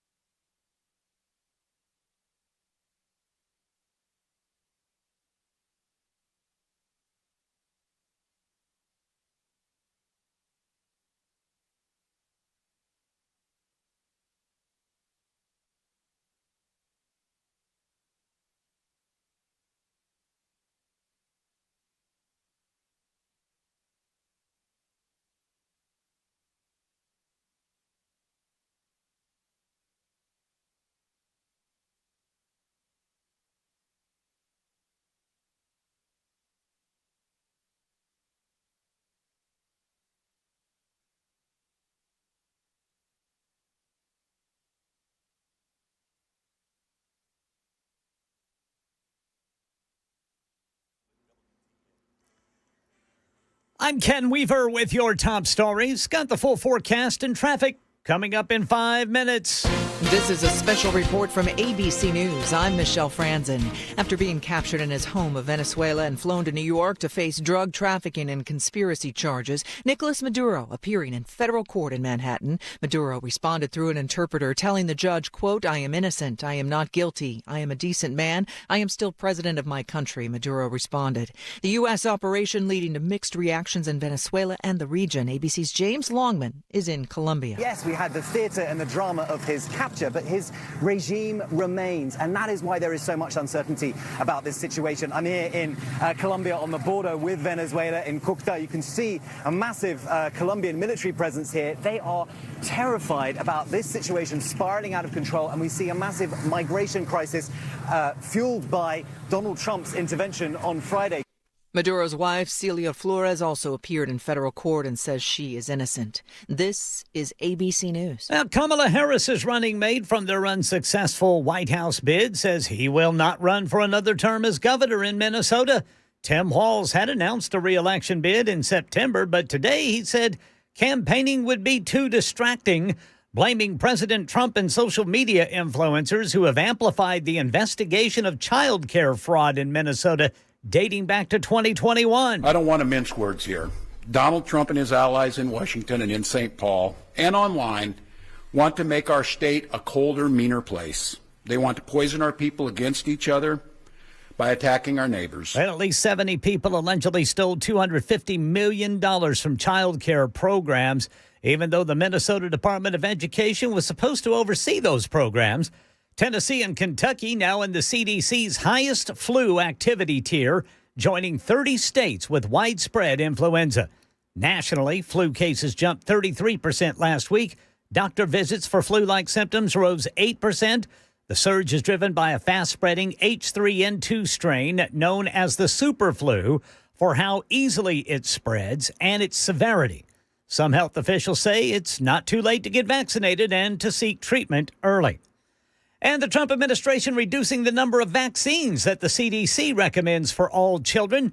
Doctors groups, some of them anyway, not happy about it. Here's Stephen Portnoy. The move leaves in place CDC's longstanding recommendations that all children be vaccinated against such viruses as polio, measles, mumps, rubella, whooping cough, chickenpox, and HPV. But the new recommendations say shots for RSV, hepatitis, flu, COVID, and meningococcal disease should only be given to children in high-risk groups or on a doctor's advice. As the American Academy of Pediatrics blasts the move, officials insist the new guidelines put the U.S. in line with peer nations and won't have any impact on what insurance would cover. That's the latest news, weather, and traffic. Next, I'm Ken Weaver, WTN News.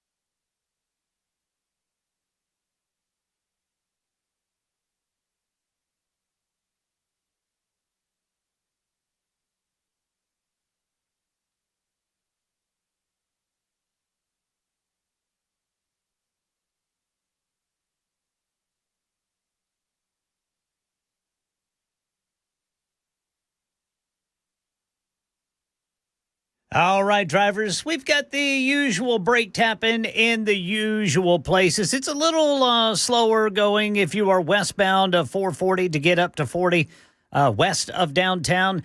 And then eastbound 440, it's stop and go over to 24 eastbound. That continues 24 eastbound from 440.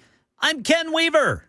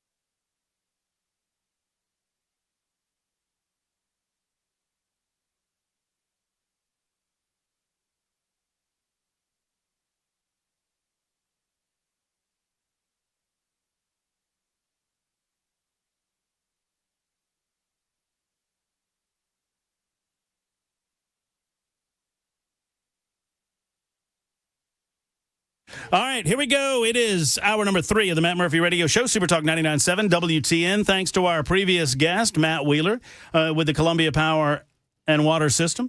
There is a study session happening tomorrow. There is a vote in Columbia happening Thursday as to whether or not to agree to the borrowing of $500 million and the expansion or the creation of an intake, a separate intake on the Duck River and a water treatment facility. And there's a lot of different comments, a lot of different positions on this issue. I'm in a kind of a learning phase. I'm just trying to figure out all of this to provide maximum information to the listening audience. That's what I'm here for. So Matt Wheeler and I had a very direct conversation, and he responded in the way that you heard. And now let's hear from a different person on this matter. She is the mayor of Columbia County, or the mayor of Murray County, I should say. Sheila Butt is with us on the program to talk about the potential vote this coming Thursday and the impact that it might have in Murray County. Sheila, thank you for being on with us again. How are you? Thank you, and thank you for having me. I appreciate your interest in this, Matt. It's very important to the people of Murray County. Well, I mean, obviously, it's a matter of growth. It's I mean, you know, as I said to our previous guest, Matt Wheeler, I mean, for the most part, I think customers think about water only if it doesn't come out of the tap, if it's not clean and available to them in their homes or in their businesses, or if their rates go up, inconsistent with, you know, them being knowledgeable about that rate increase. And I think there's been a lot of interest on this subject. Just tell me what concerns you have and where you are regarding the potential vote coming up on Thursday. Right now, I think if people would listen to reasonable things that are out there, would wait and see what the Duck River Water Planning Partnership might have available for us to do in the future, I think it's kind of funny. And I will go back to this. Regionality, we started talking about regionality when I first became the mayor. I asked the water companies to come in. I said, here's what we need to do. We need to truly regionalize the area. Well, I can tell you, and listen, I understand Murray County, Columbia Power and Water wanting to get clean water at the lowest rate. Murray County Water wants to do the same thing. Guess what? Every other water utility in the state wants to do the same thing as well. So we're all in the same boat when it comes to that. A true regional water commission or a true regional water authority would not be run by one entity with all the authority, with all the available water, with all the votes on the rates. That's not how regionality works. So that word has been kind of co-opted right now to call this project regional. But a true regional project would give everyone in the region a voice. And, you know, I keep hearing about stakeholders. Well, the fact of the matter is the people of Murray County are stakeholders here. We're the ones whose rates are going to go up. everyone in Maury County is a stakeholder. You know, when I was in the State House and we would always have the stakeholders come into the meeting, the stakeholders were always interested in what was best for them. My job as the mayor of Maury County is to know and want to do what's best for everyone in Maury County. So that's where I am at this moment. We talked about, you mentioned Maury County Water having an intake. You know, they really are already upsizing that intake to be able to get at some point 12 million gallons. That's not going to be extra expense. They are upsizing that right now. And then I kind of laughed at the $34 water bill, because I would really like to know how many people in the city of Columbia have a $34 water bill. You know, I've spoken with the hospital, I've spoken with the schools. Their rates will go up, their water costs will go up exponentially. These are people that supply a lot of water, and their rates will, if you increase for the schools, for instance, if you increase their rate of, they're paying right now $311,918 a year. If you increase that by 149%, their annual increase would be $464,758.18. So they would be paying over $400,000, almost $500,000. Is there? Let me ask you a different question, Mayor, and because I understand the concern about the rate increases, and for the citizens of Columbia, I mean, they have to speak to their individual city councilors, and they have to make sure that they understand where they are on these rate increases. But for those that are outside of the city, is it not incumbent upon them to impress upon their leadership that they perhaps get their water from other sources?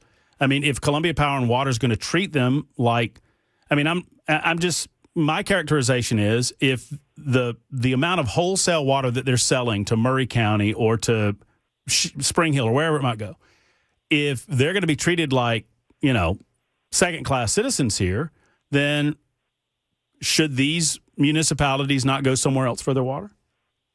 I think certainly there are municipalities around who would like to go somewhere else for their water. But at this point, we have to make those other options available. Matt, regional, when we talk about working together, we don't just mean Maury County. We mean Hickman County. I mean, if there's going to be an intake right there at Hickman County, they should be able to buy their water right there out of any wastewater treatment plant. Marshall County, we should all be working together for the cost and the availability of water. That's what true regionalization is. The water in the state of Tennessee belongs to the state of Tennessee. It does not belong to these individual water utilities to be able to say who gets letters of availability and who doesn't. At some point, we have to step up and say we need to make sure that everyone in the area has the same availability of water at the same price and do a true regionalization program. Now, I want to mention that recently at the Power of 10 Summit, here's what Mayor Hutto said of Wilson County. He said, no single community can address growth challenges alone. We must collaborate and communicate, help one another, and share resources. What's going to happen if you end up having one entity who thinks they have to have all the control, I can tell you that they're going to be left in the dust holding a bag because no other entity is determined to do that. They want to work together. So we need the state to step in and say, hey, let's look at all the options on the table. Let's look at all the connectivity of where we can all connect and work together. And I brought this up 2 years ago. This is exactly why the Duck River Planning Partnership is trying to work toward this. But this push to get this done right now is because there are lots of possibilities that we may be able to create those commissions where everyone is treated fairly. So it feels like, from your perspective, Mayor, that you want to put a pause on this and bring other stakeholders in a regional cooperation. Now, I asked, I guess it may have been on air, I think it was off air, I asked Matt Wheeler if the Columbia Power and Water System would be against regionalization. He said no, but they are against forced regionalization. So is it... Well, of course. Go ahead. I'm sorry. Well, of course, because they want the control. And this, I will tell you this, Matt, this is happening all over the state of Tennessee. It's not just Maury County. every water utility is fighting for ratepayers, fighting for the pipeline, they're all fighting all over the state. Now, this should be treated just like internet. If everybody needs it and it's a state resource, they need to figure out how to help us get it to everyone fairly. It is the position of Columbia Power and Water, as I understood it, for my conversations with them, that they are the only plan that is ready to go, and therefore their plan realistically is the most cost-effective plan. Do you agree with that analysis? No, not at all. If you want to say that to get 12 million gallons of water, which is a Band-Aid compared to what we're going to need in the next 20 years, 25 years, $12 million is a Band-Aid. We will still have to get to the Tennessee River at some point. So then we get our 12 million from right there, and now we've got to find financing to go all the way to the Tennessee River. Why don't we do that now? There's a lot of fear-mongering going on about what if there's a drought. Well, if we're going to fear-monger, what if there's a recession and they can't pay all that back, and then we know exactly what happens. 1 year would make no difference in this. And it is foolish to me to put the price of this on the backs of Murray County, everyone in Murray County, our grandchildren, and possibly their children. This is ridiculous for 40 years. If this is the only option, I'll stand up and ask for it every single day. But to do this at this point, when we know good and well there may be other connectivity, there may be other options, and that other counties want to join, this is foolish. It felt to me like, and I don't want to put a mischaracterization on my previous guest, but it felt to me like they were fairly dismissive of the municipalities that rely on water from Columbia Power and Water. Do you get that impression? Probably. I am also under the impression that they're very dismissive about what anyone else in Murray County thinks. What do you recommend? I mean, I'm certain that you will be in attendance later on this week. I feel certain about that. What do you recommend people who are planning on going to the city council meeting? It's my understanding the city council, it was requested that they move the venue to allow for more people, and they have not done that, which is unfortunate on the part of the Columbia City Council, if that is correct. It's my understanding. But what do you encourage people to do, and what do you hope the Columbia City Council does Thursday night? I hope, and I truly think their wisest decision would be to postpone the vote. That should happen until we haven't even, I think one of the reasons that it's being hurried so much is because, as I mentioned, there are other options out there and other counties who are now saying, hey, we would like to form a regional water commission. On the economies of scale, that's going to help all of us. And I might mention as well, Matt, that when you say something is a shovel-ready project, and people in Murray County have not had their easements bought yet, they have, for 4 months, not had any negotiations, and they receive a letter that says 2 times that eminent domain, we hate to do that, but it's a possibility. Now tell me how those people are supposed to feel. Because I know those people. Well, no, I mean, it is a situation that does not feel like it is an imminent disaster in the waiting, but Columbia Power and Water, as we just had them on, they would suggest to you that we are one, drought or one, or 2 circumstances away from people not being able to get their water. But you don't believe that. You don't believe that's the case? No, there are conservation efforts that the Duck River Agency has always worked toward. We have them on the website. What would we do for conservation of water? People are not afraid to conserve a little water to save, $900 million over a 40-year period. I mean, let's just put a halt on this, and let's look and see how this would work when we all work together as a region. That needs to happen, because what's going to happen now is, as I say, a Band-Aid for what we're going to need. And so we're going to put the county on the hook for that Band-Aid that it's not going to help us 10 to 15 years. We have to get to the Tennessee River.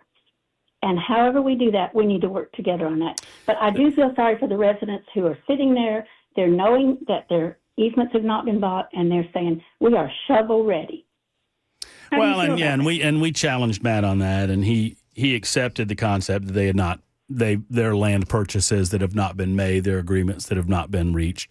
But his position was, and I'm not here to defend it, but his position was, we are ready to go on the project, and while we begin the project, we're going to engage and continue to engage in that process. That's his position on it.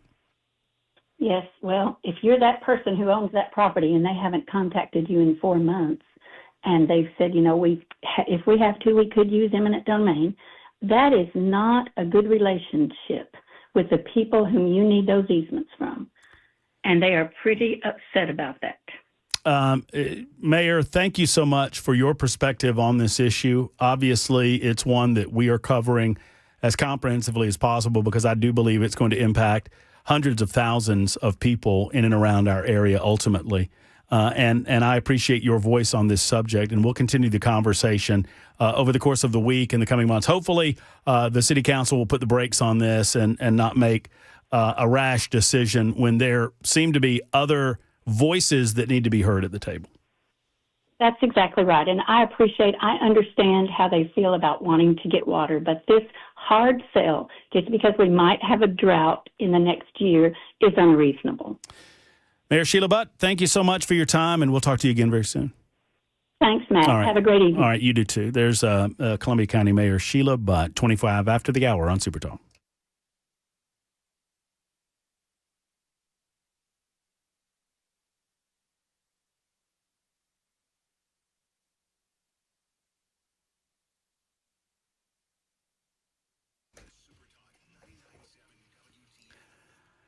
Hey, new year, new year, new 2026, and a new possibility for you to solve old issues. Let's talk about this, man. Since 2014, Tennessee Men's Clinic has helped thousands, tens of thousands of men get back to feeling like themselves. First in Midtown, before it was even called Midtown. Then Cool Springs, and now in Clarksville, their brand new location. No matter where you are in Middle Tennessee, expert care involving your health, your sexual health, fellas, is available. Tennessee Men's Clinic is a urology-based and staffed with multiple licensed professionals who specialize in men's sexual health. They use proven treatments tailored to your specific situation. They don't believe in a one-size-fits-all process. Whether you're dealing with mild to moderate performance issues or perhaps just an energy level issue and you don't know why, their medical team will work with you to create a plan that works for you. Forget the waiting around. They have in-house labs, and they can get your blood work results back in minutes, not days. You'll get answers the same day that you visit the Tennessee Men's Clinic. And that visit only costs you $99. 615-208-9090, 615-208-9090, or online at TennesseeMen'sClinic.com.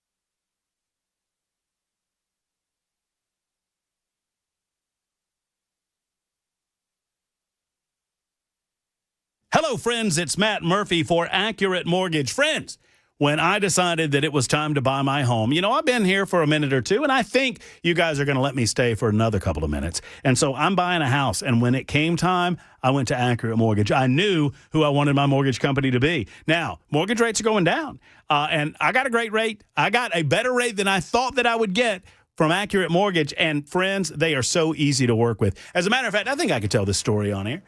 My realtor, Debbie Matthews, said Accurate and Mike and his team were some of the friendliest and easiest people, professionals to work with that she's come across, and she's been around realty for a long time. Folks, unlike the big online lenders, to Accurate Mortgage, you are a person. You're a member of the neighborhood. You're a neighbor. You're somebody that they see at the grocery store or the ball field, and they're going to treat you as such. They would never advise you to get a loan that doesn't make sense for you financially. Now, if you're looking to refinance, perhaps you're trying to get out from under a mountain of high-interest debt, visit Accurate Mortgage. Or if you're buying, there's only one that I would recommend. AccurateMTG.com. That's AccurateMTG.com. NMLS 129944. Rates and terms subject to change. Equal housing lender.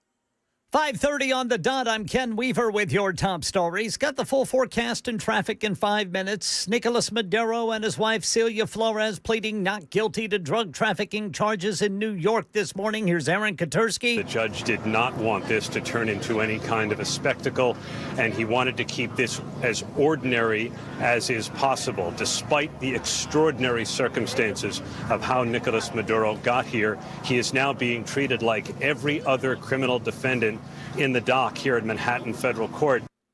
Defense attorney Barry Pollock signaled that he will challenge the circumstances of the couple's capture by the U.S. military, but that didn't work for Manuel Noriega back in the 90s.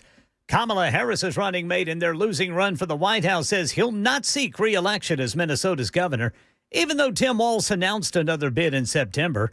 Today, Walz claims a campaign would be too distracting, blaming President Trump and social media influencers who have amplified the investigation into child care fraud in his state. We've got conspiracy theorist right-wing YouTubers breaking into our daycares, demanding access to our children.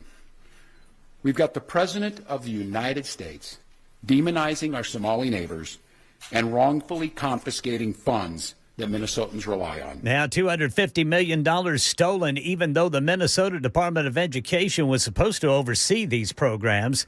And the Pentagon will now seek to demote retired Navy captain and Arizona Democratic Senator Mark Kelly for taking part in that video in which members of Congress who served in the armed forces urged troops to disregard illegal orders.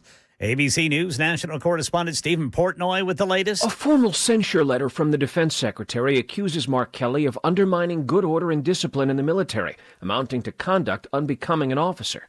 Pete Hegseth says he's opening a proceeding to reduce Kelly's rank as captain and his pension. In a statement, the Arizona senator vows to fight any demotion with, quote, everything I've got, adding that he aims to send a message that the defense secretary and the president don't get to decide what Americans say about their government. That's the latest news. Traffic and weather next. I'm Ken Weaver, WTN News.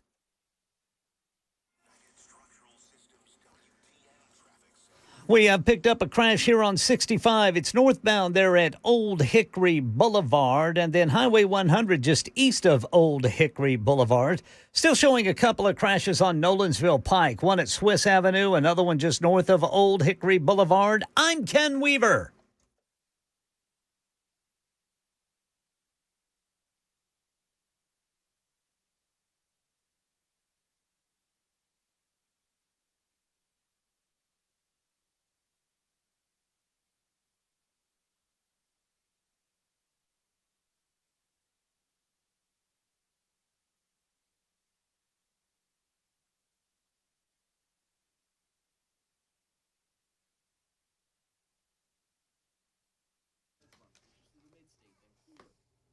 If you are a business owner and you found yourself struggling with IT issues, I have news for you and I have an answer for you. In 2026, let's go with Alpha and Omega.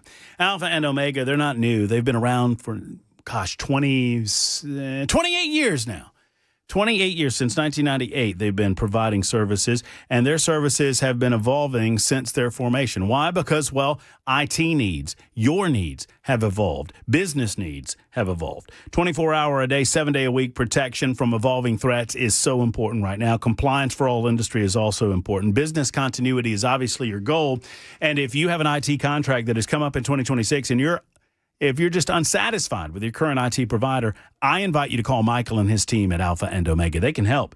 For business owners, you have to have this. Ransomware is out there. Security threats, cyber threats are out there. Protect yourself. And for any and all of your IT needs, there's only one that I would recommend, Alpha and Omega. Go to ANO.net, A&O.net, or call 615-784-0096, 784-0096 for Alpha and Omega.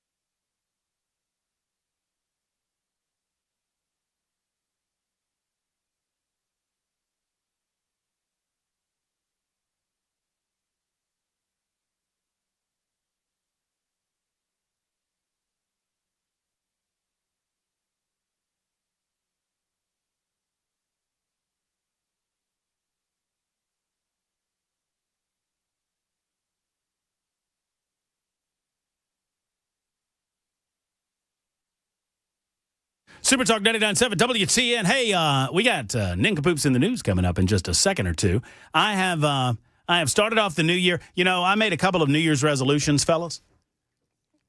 One of them was to lose a couple of lbs.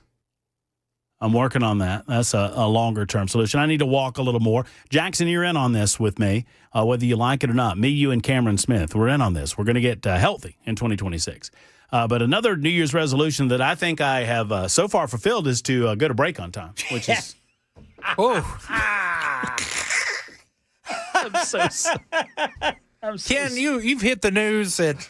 3:32. 4:03. Hey, let's not put some timestamps on this now. 4:33. New suit might be listening. Let's ease off. And 5:04. I've already got Weaver mad at me. I'm not mad at anybody. Weaver, you should hit him with that trophy if he does it again. Oh, Weaver is the owner of the trophy, isn't he? That's the thing, fellas. I've been the owner of this trophy for 3 weeks. All year long. All year long, Ken Weaver has been the Nincompoops in the News award-winning broadcaster. I'm getting him today.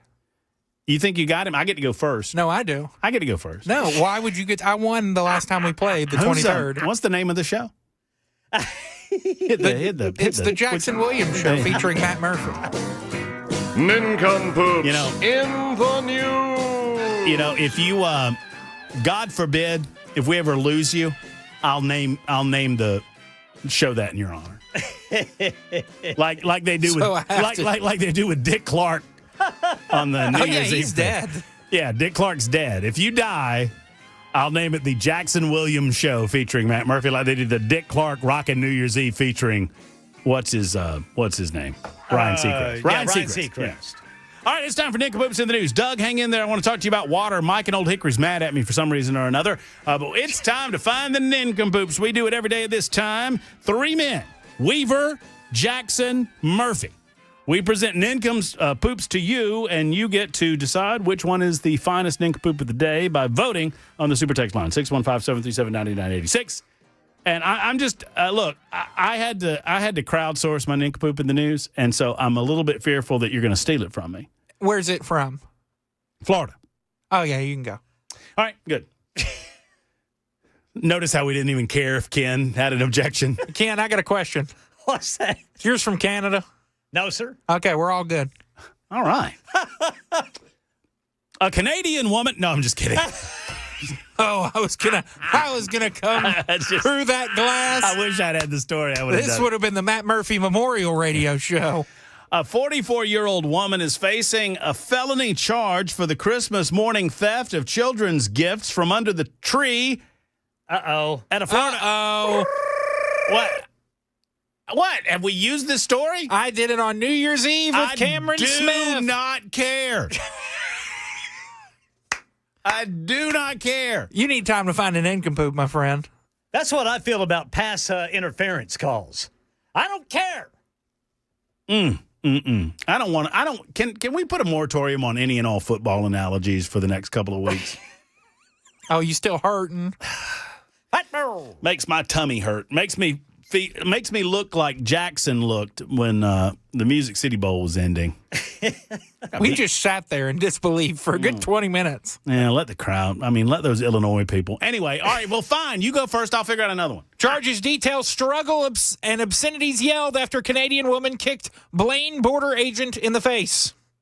Federal prosecutors say a Canadian citizen illegally crossed the United States border at Peach Arch State Park in Blaine and injured a U.S. Border Patrol supervisor during a prolonged and combative arrest, according to newly filed court records. Lindsay Ann Moffat, a native and citizen of Canada. Spell that. Moffatt. Moffat. Moffat. Just go with that. After you eat all the fudge at Christmas, you are Moffat. I did too, man. Me too, brother. It's all good. Mother-in-law made some fudge, bro. Anyway, go ahead. Ms. Moffat. Ms. Moffat, a native and citizen of Canada, is charged in U.S. District Court with assault on a federal officer and improper entry into the United States. The charges stem from an incident late on December 30th, 2025, where presumably after watching Tennessee lose in the Music City Bowl, she decided to go on her rampage. Along the northern edge of Peach State Park, where the international boundary runs through the park's grassy area, according to an FBI affidavit, Moffat first attempted to enter the United States earlier that day through the port of entry, but was denied after admission after declaring possession of a marijuana-related vape pen. Several hours later, investigators say she traveled to the area near Peace Arch State Park, which is not a lawful crossing point. Court records describe the park as having a deep culvert marking the border, concrete barriers, and multiple signs reading "Do not cross international boundary," warning that violators will be arrested and charged. Despite those warnings, agents say Moffat walked around the barriers and crossed into the United States. A Border Patrol agent identified in court records as Victim 1 responded after other agents radioed for help, reporting that Mofat was becoming increasingly uncooperative. The affidavit states that Mofat ignored repeated commands, shouted obscenities at agents, at one point screamed, "Go bleep yourself." The supervising agent told investigators that Mofat continued yelling and would not calm down when asked. The agent described Mofat's demeanor as non-compliant and later as hysterical, according to the affidavit. After Mofat crossed the concrete barrier, agents attempted to arrest her for the immigration violation. Court records say she resisted as the supervising agent placed her arm behind her back and tried to handcuff her. Mofat's body tensed. She refused commands about where to place her hands. She eventually fell to the ground as multiple agents tried to restrain her. Boing. During the struggle, the affidavit states that Mofat shouted repeated insults and gender-based slurs at the supervising agent, including calling her something I'm never going to say, and told agents that she hoped they would die a painful death. Goodness. Once handcuffed, agents attempted to transport Mofat to a patrol vehicle where she would be more comfortable. When told she would be taken to a car, comfy. when she would be comfy. Hey, if from now on, when you say her name, would you just put, because I feel like that'd be a good rapper name if you put Lil on the front. Lil Mofat? Lil Mofat. Lil Mofat. When told she would be taken to a car, Lil Mofat responded that she was not getting into any vehicle, according to court records. Unable to. Agents then picked her up to carry her toward the patrol car, I'm assuming multiple. Yeah, multiple officers. While being carried, the supervising agent told investigators Easy. investigators that Lil Mofat suddenly went limp. That's a lip. Well, better than limp. When she went limp. Yeah. Oh. Causing the agents to lose balance and fall. As Lil Mofat Lord. Jackson, how long is this damn story? Good Lord. She did lots of things before going to jail. Can we just finish it up that Lil Mofat went to jail? As Lil Mofat rolled on the ground while still handcuffed, she began kicking her legs. One of those kicks struck the supervising agent in the chin and face, forcing the agent's glasses into the bridge of her nose. Wait, they already had her in the car and she got back out of the car? No, she never made it to the car. Okay. Her body went limp while they were trying to escort her. That's right. And everybody fell down because she's Lil Mofat. She was whipping everybody's ass. Damn. Still, it was handcuffed. Lil Mofat. Oh. She's in jail. She's in jail now. That was a long story. Hey, Ken, does your story involve the United States Postal Service? No, sir. All right, good. I have found a second story. I'm going to let Ken go last because he's the current. If you're watching on Talk Television, look at that. Super Talk TV, he's got the big trophy up. He's bragging. YouTube, Facebook, Twitter, Twitch, and Rumble. Y'all can see it there. Fine looking trophy. Thank you to the Wellness Institute of Nashville. Lil Mofat's going to take me to victory. I don't know. A United States Postal Service driver in Florida is facing criminal charges for trying to run over a 10-year-old. Goodness. After he saw the child riding a scooter with a package that he had just delivered. That, according to police officers. The boy was, I'll tell you what the boy was doing in just a moment. William White Jr., 41, is accused of trying to run over a 10-year-old riding a scooter in Escambia County on December 27th. He was riding on his scooter with a package on Kingfisher Way near his home. White dropped off a package, according to the police report. The United States Postal Service employee dropped the package off at the wrong address. The little boy, realizing the package was at the wrong address, was actually attempting to take the package to the proper recipient. Goodness. However, the United States Postal Service employee, Mr. White, who is obviously our nincompoop here, decided that the kid was trying to steal the package that he had placed at the wrong address. Sure that wasn't Postal Service worker Newman? Newman. Yeah. Neither rain nor sleet. Nah, it's just suggestions. White allegedly saw the boy with the package, thought he was attempting to steal it, and he, quote, purposely drove his USPS, his United States Postal Service vehicle, toward the child and ran over the scooter. Good grief. Narrowly missing the boy and causing him to injure his ankle while he tried to get out of the way. The child was able to get to the nearby yard prior to the scooter being hit. He noted how White then grabbed the scooter from underneath the United States Postal Service vehicle and placed it in his truck. White started driving away when the boy's parents came outside to confront him. He allegedly yelled at the boy before leaving. According to police, they say it's a 10-year-old on a scooter. It's not normal porch pirate behavior. And besides all that, it's not worth killing someone over a package, even if he was stealing it. Yeah, he could have killed that boy if he was a little more fat. Rolling around. He's going to be in the back of a police cruiser. Yes, sir. Yes, sir. United States Postal Service has said that they take the situation very seriously, and they take the well-being of their customers and employees very seriously, and the law enforcement arm of the U.S. Postal Service is actively investigating the issue in partnership with local law enforcement. Yes, sir. There is my nincompoop. Ken? That could have been terrible. Could have been bad. Could have been bad. All right, you boys ready for this one? I am. Florida man in red lingerie allegedly hid gun under prosthetic silicone breasts. The sheriff was quoted as saying, "It was ugly." Matthew Zaccarino allegedly claimed he was going to a costume party but stopped talking when deputies asked for details.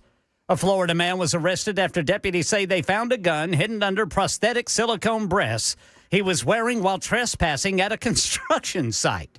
39-year-old Matthew Zaccarino was sitting alone in a vehicle last month when deputies approached and found him wearing a red lace bra with the prosthetic breasts, Polk County Sheriff Grady Judd said in a video posted on social media. Then we notice he's wearing a G-string, showing off the boys. You know what I mean, Sheriff Judd said? Judd said the highly unusual situation could have taken a turn for the worse, as deputies allegedly discovered a gun under the prosthetics. The 39-year-old Zaccarino was arrested on multiple charges when deputies found him there at the construction site, dressed up in red lingerie with a gun under his fake breasts. He told deputies he was going to a costume party. Yeah, I bet you were. But the sheriff said he stopped talking when the deputies asked where the party was. Well, that apparently caught Mr. Zaccarino off guard. That's confidential. Need-to-know basis. Yes, sir. You don't need to know. I'm telling you, boys, we got to get this Sheriff Judd on the phone someday. I didn't realize that. Ken, hold on a second. I didn't realize that prosthetic breasts were hollow. They're not. You can just shove something under it. Yeah, he just had that gun underneath him. Clearly, folks, if you're looking for prosthetic breast info, Jackson Williams is your go-to source on the Matt Murphy Show and Super Talk 99.7 WTN. It's just not. It's just pretty common knowledge. You can just kind of. It's like putting one in your waistband.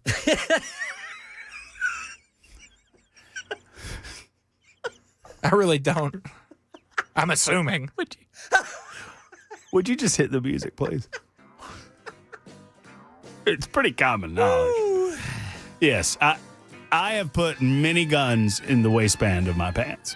I've never put one under any sort of prosthetic. Anything. Anything. My goodness. Is that a .45 Magnum in your pocket, or are you just happy to see me? You can vote Ken Weaver. Yes, you sir. can vote for Jackson Williams, Vote or fat. you can vote for Matt Murphy.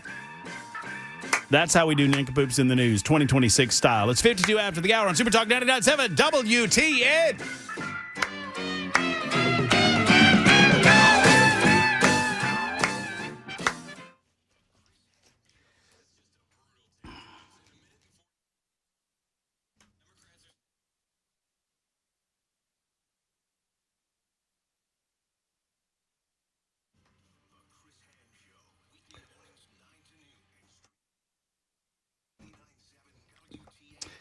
So it's the new year. Is it time for a new you? You know, I began the show today announcing that I gained like 6 pounds in 7.5, 8 days. Well, actually, it's, I think, 10 days. One way or the other, I've got to get back right. I'm going to get back on the walking regimen. I'm going to get back eating right. And I've got an ace in my pocket with Contours LLC. Contours is your go-to technology that really does work, friends. I'll admit, I listened to Dan talking about it. I listened to Chad talking about it. I maybe had a difficult time believing it. But Keith, Stephanie, and the rest of the Contours team, they made me a believer. And they'll make you a believer, too. You can get a package of Belly Buster treatments. Now, the Murph is still available for you. I don't care. Tell Keith I said the Murph's got to be ongoing through the month of January because we've got to get you fit again.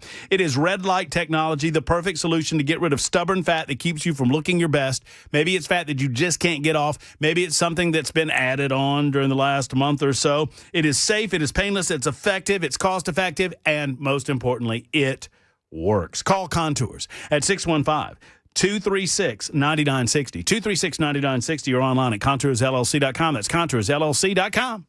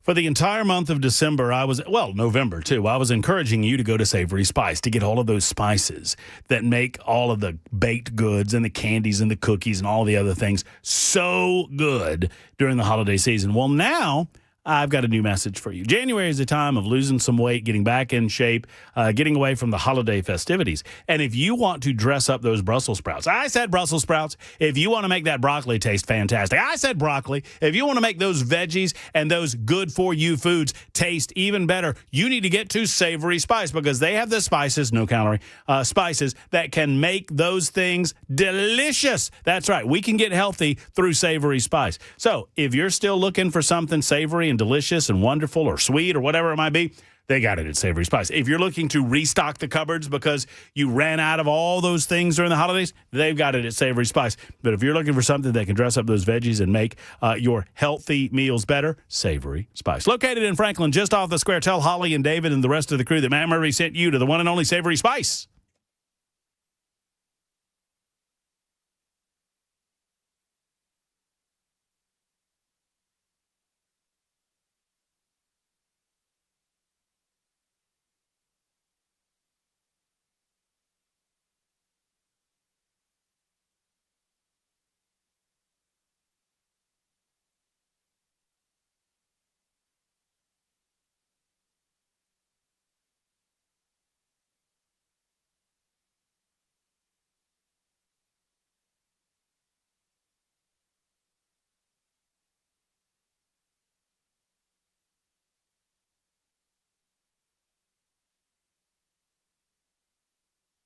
Nicolas Maduro and his wife defiant in that New York courtroom today. Details coming up at 6 on Super Talk 99.7 WTN. All right, we're getting to that newscast coming up in just a moment or two. A quick programming note. Tommy Villejos of Latinos for Tennessee will be on tomorrow with us just before 4 o'clock. My apology, that's on me, on nobody else. I want to take your calls throughout the fourth hour of the show at 615-737-9986. A lot of votes coming in. I've received at least one, but not many others, not many more than that. Let me see. Booby Glock has my vote. Glock store needs to be all over that one. I agree. Nincompoops equals loaded prosthetic tatas. Then Jackson for Lil Mofat. I vote for Mofat. Weaver, Ken. Everyone wins today. Matt wins. Mofat can't beat Mo Beard.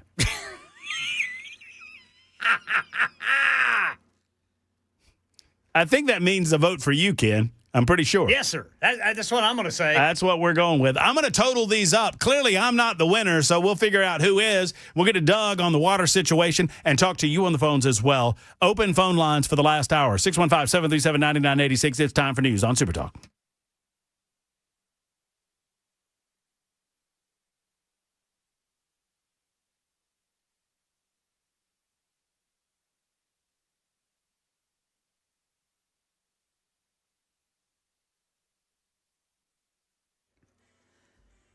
Six o'clock on the dot. I'm Ken Weaver with your top stories. Got the full forecast and traffic coming up in 5 minutes.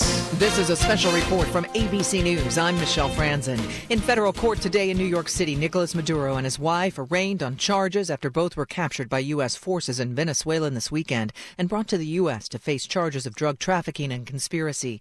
Maduro and his wife entering pleas of not guilty, and Maduro telling the judge he's still the president of Venezuela. ABC's Aaron Katursky is outside federal court. Defense attorney Barry Pollack signaled that he will challenge the circumstances of Maduro's capture by the U.S. military. This is a tactic that Manuel Noriega tried when he was found to have surrendered to U.S. forces in Panama back in 1990. It did not work in the U.S. courts then. It may not work now, but he will certainly try. But the U.S. just doesn't recognize Maduro as a legitimate president. Maduro's regime, including his vice president, remain in power, sending a letter to the U.S. to collaborate on the agenda. This is ABC News. Kamala Harris's running mate in their losing run for the White House has changed his mind about running for a third term as Minnesota's governor. Tim Walz today lashing out at President Trump and social media influencers he says have amplified the investigation into child care fraud in his state to the point that a campaign would be too distracting from doing his job. Every minute that I spend defending my own political interest would be a minute I can't spend defending the people of Minnesota against the criminals who prey on our generosity and the cynics who want to prey on our differences. Well, federal chargers say at least 70 people exploited COVID-era nutrition programs to get more than $250 million, even though the Minnesota Department of Education was supposed to oversee those programs. A pill version of Wegovy is now available. Novo Nordisk says the drug will be covered by insurance, with some paying a copay. Novo Nordisk Executive Vice President of U.S. Operations Dave Moore says the pill form of the drug will also be cheaper for those who pay out of pocket. We have a self-pay option that has the starting doses, the two lowest doses of the Wegovy pill, for $149 per month. And then the two higher doses are $199 a month. New federal guidelines will make cervical cancer screening easier for women. Starting in 2027, private insurance will cover at-home HPV tests, allowing women ages 30 to 65 to collect samples themselves. That's the latest news. Traffic and weather next. I'm Ken Weaver, WTN News.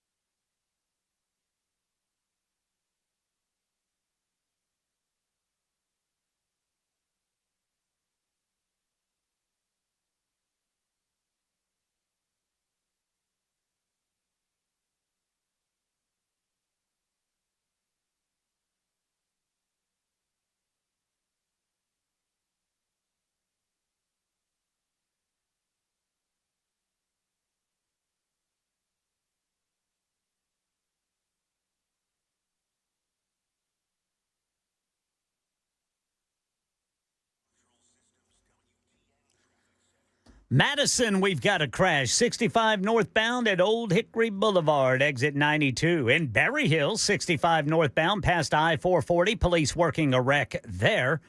I'm Ken Weaver.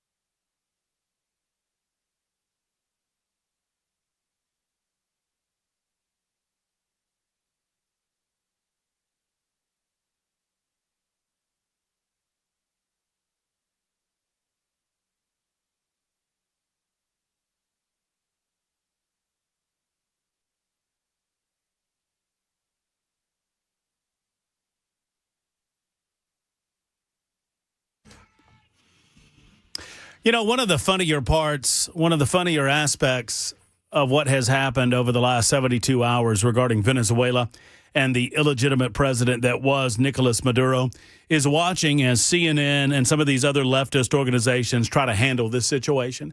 Initially, they tried to suggest that this was an illegal operation, and then they were reminded that, Barack Obama did this in Libya and that, Joe Biden engaged in the bombing of individuals and obviously the removal of Noriega in Panama, the Panamanian president, was initiated legally because he had indictments against him for very similar concepts, drug smuggling, drug running, and whatnot, a narco-terrorist state, and for being an illegitimate leader of that nation. Watching CNN and other leftist media organizations, hashtag never CNN, I should say, handle this has been ridiculously hilarious because they don't know what to do with it. And Donald Trump simply is not afraid of these media organizations anymore. I don't believe he ever has been, really, but he is certainly, the gloves are off now. When, they ask him these ridiculous, who's in charge of Venezuela? I am. That's what he said. I am. Me. I'm in charge. And obviously, that is not the plan, the game plan long term. But short term, while they get some sort of semblance of order down there and figure out how to hold some elections, we're going to keep law and order as best we can. Now, is that fraught with peril? Obviously. Do I want to occupy that nation? No, I do not. Do I want troops on the ground? No, I do not. Will we necessarily need to have some boots on the ground? Yes, we will. And I hope we can accomplish this without it becoming some sort of quagmire. And if anybody can do that, it's our guy, Donald J. Trump. We'll see. If you have any thought on it, 615-737-9986. By the way, I am keeping a tally of these votes, and this might be the closest nincompoops in the news vote in nincompoops history. I win. It is not decided yet that you win. I win. My friend, this is neck and neck. It is MoFat versus fake boobies, and it is neck and neck. And I don't know who's going to win it. I'm winning. I'm out of the running. I win, and I'm president of Venezuela. I think you might have a better shot of being president of Venezuela than beating out Ken Weaver. I win. Some folks want to know when the last time you shoved your prosthetic boobies in your waistband. I don't know what that question entails, but I've been asked that by a couple of people. I don't think it's possible. We might have misheard you at some point. One way or the other, you can't stuff the ballot box. 0314 is trying to vote multiple times. I see you over there. Not doing that. Who's he voting for? He was voting for Ken. Oh, yeah. That's a personal foul. I'll keep you guys apprised of the vote tally. But right now, Ken Weaver's leading by 2 votes. 2 votes separates Weaver and Jackson. Doug, thank you for holding. I appreciate your patience. Good afternoon. Whew, damn, it's the longest wait ever. So I apologize for that. I apologize. That's no problem. All I wanted to bring up was about the water situation in that region, Williamson County, Murray County, and so on like that. A lot of people remember, probably some 30 years ago, we had a good situation develop, and we were going to build a reservoir there. We purchased land from hundreds of people, no telling how many millions of dollars that we have spent building that dam in Columbia. And then because of a snail garter and court battles, we didn't finish that dam. And it just amazes me what we're going through now, talking about water. That reservoir probably would have taken care of this situation multiple times over. We still own the land. Go back and build the dam. Well, I mean, there's a movement, and we've spoken to individuals who are pushing the Columbia Dam project forward. They call themselves Columbia Dam Now. And we've spoken to, I think Jason Gillum is one of them. There are others. And it is a project that, its premise is well established. You're exactly right, Doug, obviously. You probably were here during that time. I was not. But, yes, the dam itself, I believe, was over 90% complete. They still had some earth to move and some other things to do within the project. But it would be more of a long-term. I think with today's technology, I don't know that it's more than maybe 10, 12 years, but that's a long time to wait for that. And you would have to get federal approval. You have to get a lot of things happening. I'm not poo-pooing it, but it is certainly a long-term possibility for that region, especially considering that most of the property is still owned by TWRA. Correct. It just, to me, I just look back and I look at what we're going through now. And I was born and raised in Nashville. I'm 70 years old. So I was hearing about, I even worked with a person that bought lakefront property for that lake before they finished. They were already selling land around that lake. But anyway, it's just a shame. To me, it just shows you how our government and different agencies work to prevent something. And granted, being an environmentalist and things like that, there's nothing wrong with that. But when do you start taking the snail garter fish, is what I believe it was about, and we couldn't finish that dam because of that, because of the environment and so on, and well, where do you draw a line? But looking at it today, well, you're almost up. Do we supply water for the growth or for the people in that area? Or do we say, no, we're going to maintain and save the environment of this species and that? And you got to draw a line somewhere. But at the same time, to me, where we're at now, if they would have finished that dam, we wouldn't even be talking about this now. Well, I mean, you're right. I mean, Doug, I don't think there's any question that you're right. The water issues that currently exist in Middle Tennessee would be non-existent had that dam been constructed and completed in the early 1980s. I don't think that it is at this stage an environmental consideration, though. I think it's a monetary consideration, and I think it's a matter of the will of the people. And while there is a very vocal contingent of folks that are in favor of revisiting the dam issue, most people that I've talked with, and I'm not saying I agree or disagree with it, I'm just reflecting what I receive back. Most people that I talk to suggest that there are way too many hurdles in front of us, way too many obstacles in front of us to make the dam a realistic option within the next decade or two. And that the water needs are going to become more pressing before the dam could be in service. Does that make sense? It does.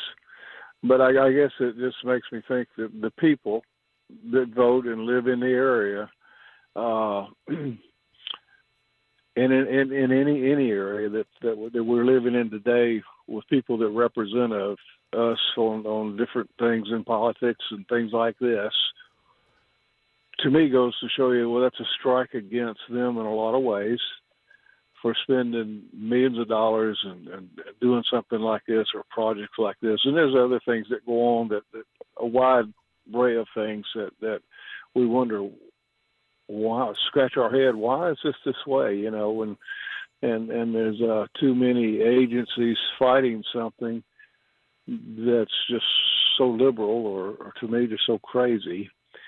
that we end up having to going by their guidelines for the future of areas like that. Well, for far too long, Anyway. and well, I'm happy that we're out of that era, at least temporarily, Doug, and I thank you for the call. And no, Doug is exactly right, at least in my research in this. He lived through it. I've researched it enough to know that obviously not only close, but the dam was almost to fruition, and it got stopped for a couple of different reasons, and not the least of which are Environmental Protection Agency concerns over some of the protected species in that region of Tennessee.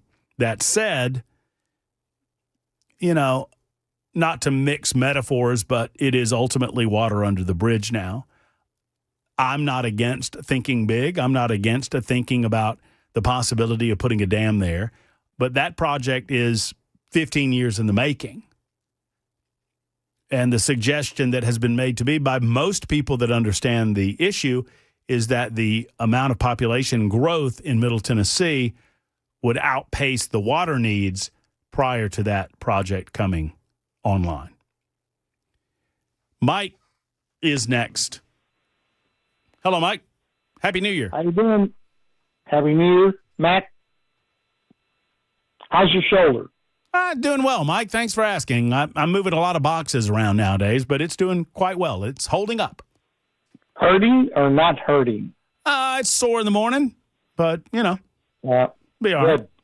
All right. New Year.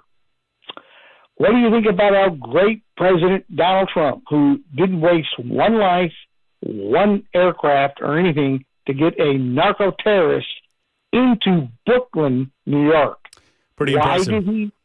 Why did he put them, Maduro and his wife, into Brooklyn, New York? Why did he take them to Guantanamo Bay, keep them there? Why is he inserting them into New York immediately? Why did he do that? And by the way, he's still blowing up boats in the water, but that's going to die off now. And are you ready for about $1.75 gallon of gas about 3 or 4 years from now from Venezuelan oil? And we haven't even wasted one person, not one life, to do all this. And the world, including CNN, is praising Trump for getting rid of this guy. But what I want to ask you, Matt, is a very serious question.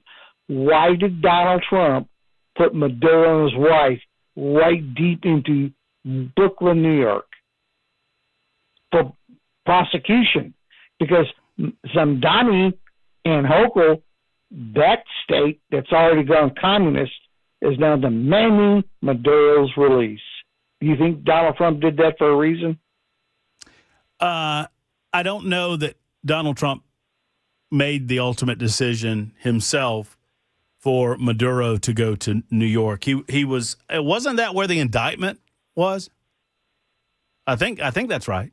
I mean, so the reason they didn't take him to Guantanamo Bay, Guantanamo Bay is an international military installation, and Nicolas Maduro is facing charges in federal court. And so Guantanamo Bay probably would not be the proper holding place for someone facing charges in federal court, not as an enemy combatant.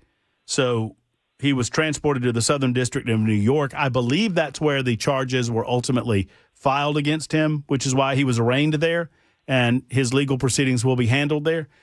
I don't necessarily know if it has anything to do with Mamdani being the mayor of New York. That might just be a bonus. Did you hear that Mamdani had a few things to say about the detention of Maduro in his city? He wants him released. Yeah. It's just unlawful. It's unlawful. It's unconstitutional. Yeah, but and therefore we're going to fight this. I guess he doesn't consider it. That's why Trump put him there, because he went out with Zamdani and Ann Hochul up there in New York. Hey, listen, you want these people? You got them. Now what are you going to do in the court system? Are you going to release them? The Venezuelans and the people around the world now are celebrating what Trump did. And you know what?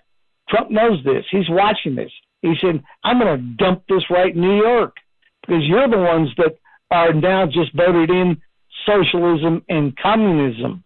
So what are you going to do about it? Yeah, I mean, I think I'm correct that ultimately the original charges emanated from New York, and that's probably the most logical place for them to take him. They maybe could have taken him to other federal installations, but Mike, I mean, it is entirely possible that this was just a bonus on the part of the federal government. I doubt that Donald Trump had anything individually to do with where Maduro ultimately ended up. I'll say this for those that don't know. These were charges made against Maduro, and I'm just looking at them here. 2020 indictment against Nicolas Maduro was the result of a multi-year investigation by the U.S. Department of Justice into high-level corruption and systemic drug trafficking in Venezuela. The indictment's allegations include that Maduro is leading a conspiracy involving the Cartel of the Suns, a group of high-ranking Venezuelan official and military officers, and a Colombian guerrilla group. The FARC is one of them, FARC. The goal was to flood the United States with cocaine as a weapon to undermine the United States while enriching the Venezuelan elite. Prosecutors allege Maduro and his associates facilitated the shipment of hundreds of tons of cocaine annually through Venezuela through clandestine airstrips, fast vessels, and container ships. The indictment also details specific corruption acts, such as he sold diplomatic passports to known drug traffickers to help them move cash proceeds from Mexico back to Venezuela. He used presidential facilities, including hangars at the international airport in Venezuela to load multi-ton cocaine shipments into private and commercial flights. He coordinated with Mexican drug cartels. Maduro and his wife are accused of using state-sponsored gangs to protect their operation and ordering kidnappings, beatings, and the murder of rivals or those who owed them drug money. That is the basic indictment against Nicolas Maduro, impacting the United States of America in obvious fashion. 22 after the hour, we'll get to Greg and Jeff. It's open line 6 o'clock hour on Super Talk 99.7 WTN.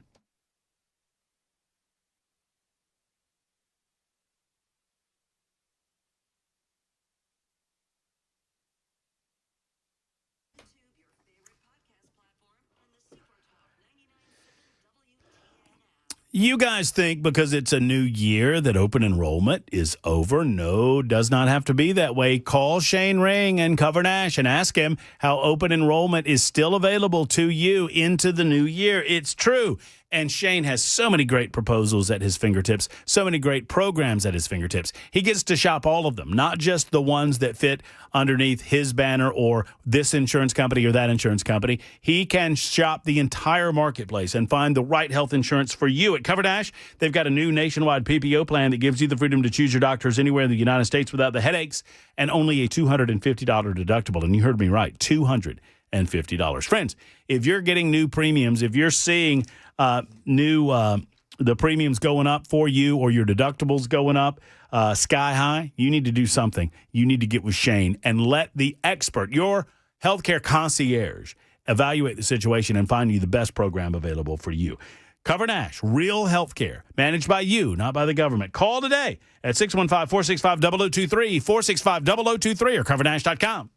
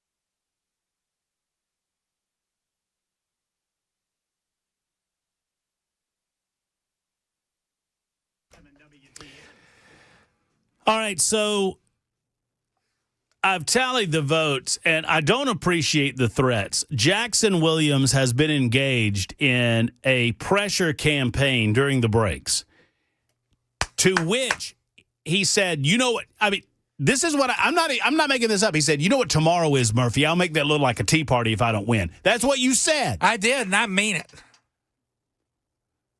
Well, I'm a little bit torn here because I think legitimately Jackson won. He squeaked out a victory over Ken Weaver. But I don't like the idea of being threatened by you, Williams. So I'm going to take that under advisement and see what we're going to do about it. Now, thank you, by the way, to the Wellness Institute of Nashville for bringing us this weekly award, Nincompoops in the News. It really formalizes our vote counting because, you know, we were a little loosey-goosey with the counting before, but we've got to have our I's dotted and our T's crossed nowadays. Here's an interesting sidebar. You know, we had the attorney for Robin Smith on some months ago. Why does his name escape me? It was Ben Rose was his name. That's right. Former state representative Robin Smith. So remember, what's his name? Casada and Cothran got pardoned by Trump for some reason. I don't think Trump should have pardoned him. Donald Trump does not bat 1,000. Those two should have gone to jail for a certain length of time because everything that I've read about it is that they were engaged in shenanigans. And Robin Smith turned state's evidence and accepted her punishment, and she was set to go to jail this January for something that they've been pardoned for. Well, it's not going to happen. She was sentenced to 8 months in federal prison for her role in a corruption conspiracy described as a scheme to steal from Tennessee and its citizens through the General Assembly taxpayer-funded constituent mail program. However, it has now been announced earlier today that the former Hickson lawmaker will be spared prison. According to Ben Rose, Robin Smith's attorney, he confirmed, and we'll have Ben on later on in the week, he confirmed that she was resentenced to 1 year of probation and will not serve any jail time. Smith, who represented part of Hamilton County in the Tennessee House of Representatives, had previously been sentenced for her role in the public corruption scheme. Her co-conspirators received pardons from Donald Trump for inexplicable reasons. Once again, he doesn't bat 1,000. And her legal team, led by Ben Rose, petitioned the court to reconsider her sentence. The charge comes a day after she was scheduled to report, on the day, that is, she was scheduled to report for prison. Officials have not released any additional details. We'll reach out to Ben Rose and have him on at some point this week, maybe as early as tomorrow, regarding this. Speaking of breaking news, you've probably heard by now that Tim Walz has dropped his reelection bid, no longer seeking a third term for governor from the state of Minnesota. There's a controversy, obviously, surrounding a massive welfare and child care fraud scandal on his watch, estimated by federal prosecutors to exceed billions of dollars in taxpayer money. The Minnesota Democrat is now announcing that he will not seek 2026 reelection, saying that he will focus his attention on serving the citizens of Minnesota. Here's the bottom line. If Tim Walz thought for a second he could win reelection, he would try to win reelection. He knows that his reelection opportunities have been sunk by the great sleuthing. What's his name? Nick Shirley. Nick Shirley. Thank you. Jackson, way to go, buddy. You keep it up with the news. No, I saw it on Twitter. Did you? Well, Nick Shirley, what great reporting from this young man. He has been lambasted, had to go into hiding because liberals want to kill him for talking the truth, for speaking the truth. How awful that is, but it is true. Anyway, Tim Walz has been dispatched of, thanks to Nick Shirley and others up there in Minnesota. Hopefully, people go to jail. They don't just lose their right to run for re-election. They go to jail. Big boy prison, as a matter of fact. It's time for the news on Super Talk.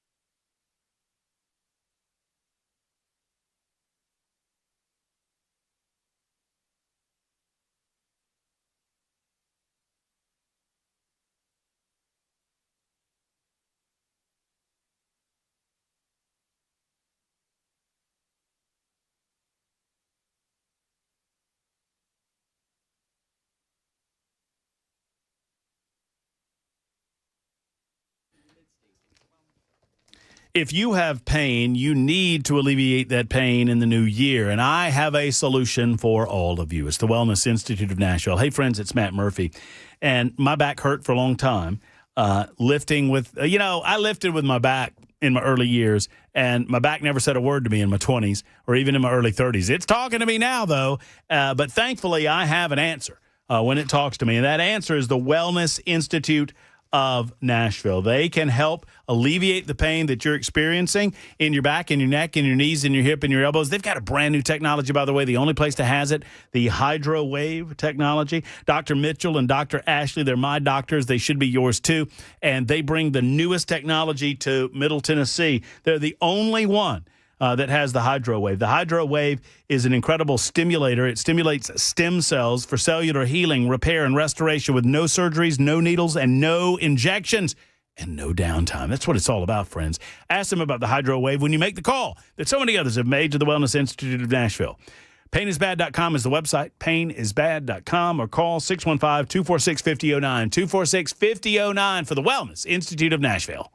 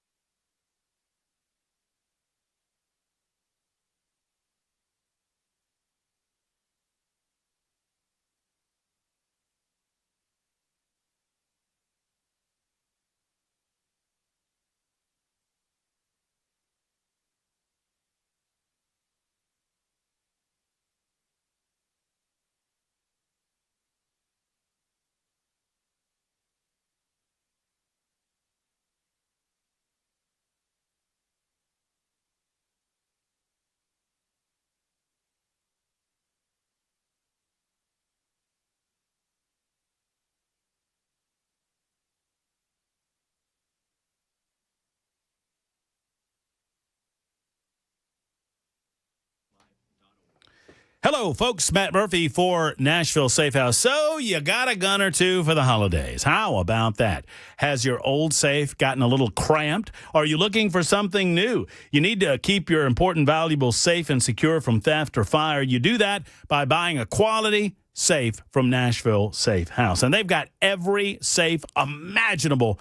I mean, I can't imagine having another safe on planet Earth that they don't have at Nashville Safe House because they've got them all. Over 200 in stock, typically, and well over 400 in the warehouse. They are celebrating well over 30 years in Nashville, Tennessee. They do it the right way. They're the largest safe specialty company in the Southeast, and that puts them along anywhere in the United States of America, and that means the world. They're the largest Browning safe dealer in the United States of America. They offer exclusive Browning deals that you can't get anywhere else, Browning models that you can't get anywhere else. Professional and discreet delivery of your safe by their crews. They never sublet this out. They never ask someone else to do it for them. They do it themselves at Nashville Safe House, and that protects you. It protects your family. You don't want some knucklehead in your home. Quality professionals inside of your home. Gun safes are sales tax free at Nashville Safe House. Go to NashvilleSafeHouse.com or on the road, 4th Avenue South in Nashville.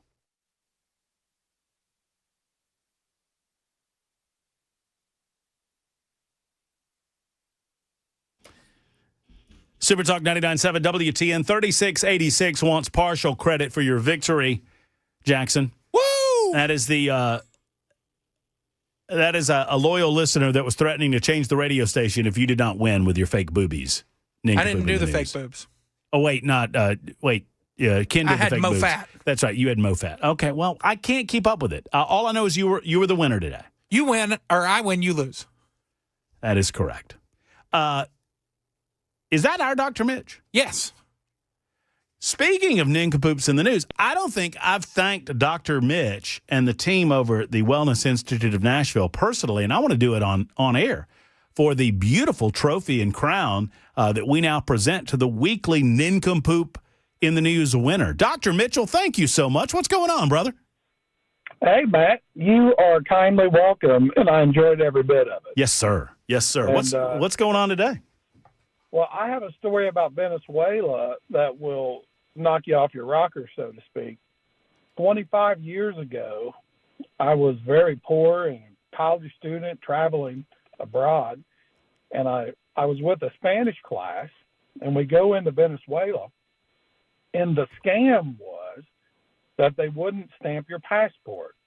And our instructor made sure they stamped our passport because she said they would throw you in jail potentially because you're an illegal alien and extort money off your family. So we had this big fiasco to get into Venezuela because our professor was from there. But this is nothing. On the way out of Venezuela, because we were there for about a month, on the way out, it was the worst experience of my life, and I swore I'd never go back to Venezuela. And this guy comes on the plane in a nice suit and a pistol on his side, and a guy comes behind him, and he was with the Venezuelan military, I think an AK-47. And if you were from America, and we were heading back to America, so it was mainly Americans with some Venezuelans, you had to raise your hand and show your passport, and they would take $40 cash from you on an international flight from Venezuela to America, or they were going to haul you to jail. What? When was this? I swear to God, this happened to me. And then one of the kids in our group, like an idiot, said, well, why we got to pay this? And we're thinking, shut up, man. We just want to get in the air. The pilots had their head down because they were ashamed. And I didn't have $40. I was drinking beer. I was in college. And people, complete strangers and good Samaritans on that flight, it was early 2000, was passing 10s and 20s to the seat to about, 20 or 30 of us college kids because we couldn't pay the $40 to get out of Venezuela. And they told that kid who asked, and the guy put his hand on his pistol and said it's an exiting tax. So they charged Americans, only Americans, $40 to leave their country. I swear to God it happened because I was a victim of that. What year was this? Early 2000, so I think it was Chavez. But I swore never, and even though I went to Angel Falls and loved Venezuela, and the people that were there told us because, you saw the kids that were real thin, like from the third world countries with the protruding belly. Mm-hmm. They said, do not give our children money because we were trying to give money. It was insulting to them. They said, you can feed them, but don't turn our nation into a nation of beggars. So the people had a lot of pride. So we so we would always invite kids to have dinner with us, and we fed them and gave them good meals. But leaving that place was an absolute nightmare, and I swear it happened. $40 exiting tax. Wow. To every American, and they looked at your passport to make sure that they were extorting every American $40. That story is insane. Insane. And it's true. And I will never go back to that country, even if they clean it up. Man, I really want to go to I want to go to Angel Falls. Well, I don't know. Give it 20 years. I better. Well, so you're telling me if I decide to go to Angel Falls, if they clean things up, I go to Angel Falls, I better just keep $40 on me. Well, it's probably 80 with Dr. Rich, thank you, bro. Oh, yeah, go ahead. A patient was at the clinic today on the walker, and he was walking real fast on the way out, and he's only been in a couple times. And he goes, I got to get out of here. I said, what? Why so quick? He goes, the nincompoops on the news is coming off. Oh, yeah. Love that. I had to share that with you guys. That's awesome. You're doing amazing work, so keep it up. Thank you, Dr. Rich. That's Dr. Mitchell from the Wellness Institute. That's insane. The level of corruption that goes into the military of a country going on an airplane and saying every American here needs to give us $40, otherwise you're not leaving. An exit tax. How crazy is that? Angel Falls, by the way, are you familiar? Angel Falls? Man, look it up. You'll want to go.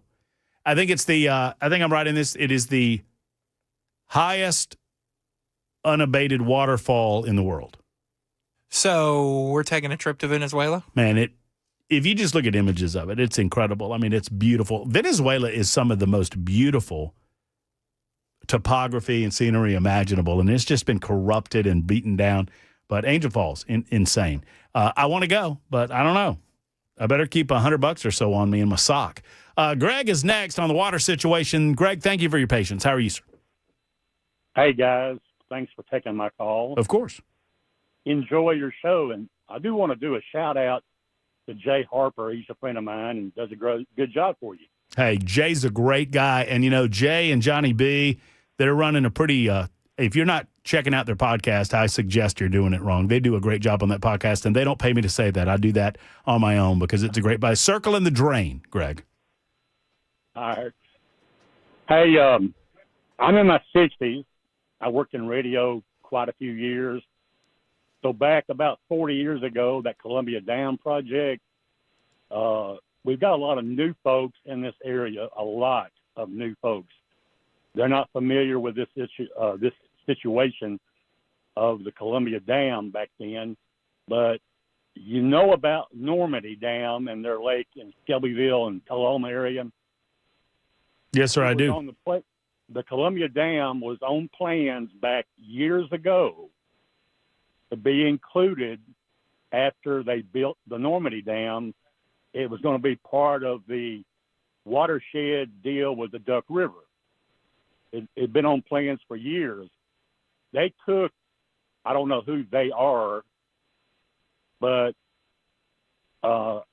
money was deducted from everybody's water bill, went into a till for the Columbia Dam. I don't know what's going on with that money now. I don't know where it's at or even if it even exists right now. I know all this for a fact because I covered it on radio all these years.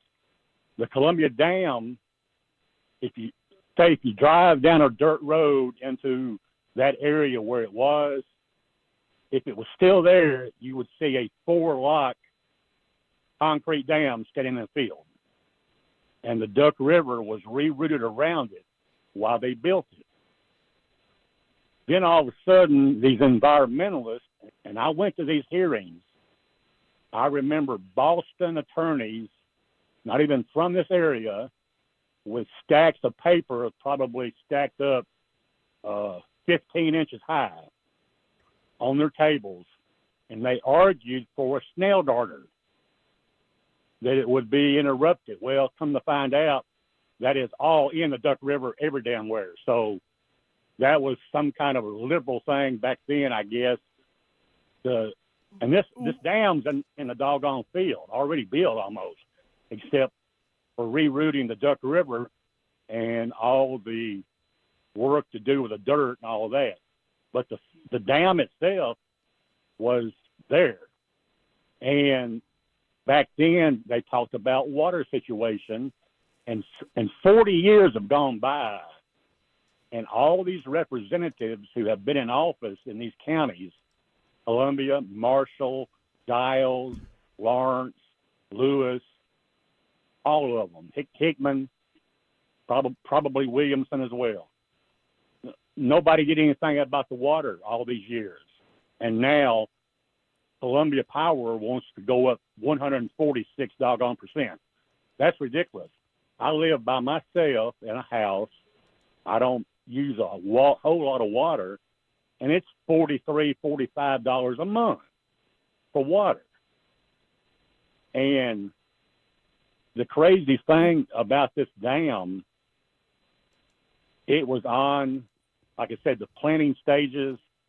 I don't know where you can find that. I want to say that, at least through my research, and I wasn't here, obviously, you were, Greg, but that the material construction of the dam, the concrete construction of the dam was like over 90% complete. I would say it was closer to 100%. Right. I mean, they still had to move earth around, and they still had to do some other things. But, yeah, I mean, it's sadly a fact that all of this could have been solved had that project eventually gotten to completion, but they blew it up. They blew the thing up.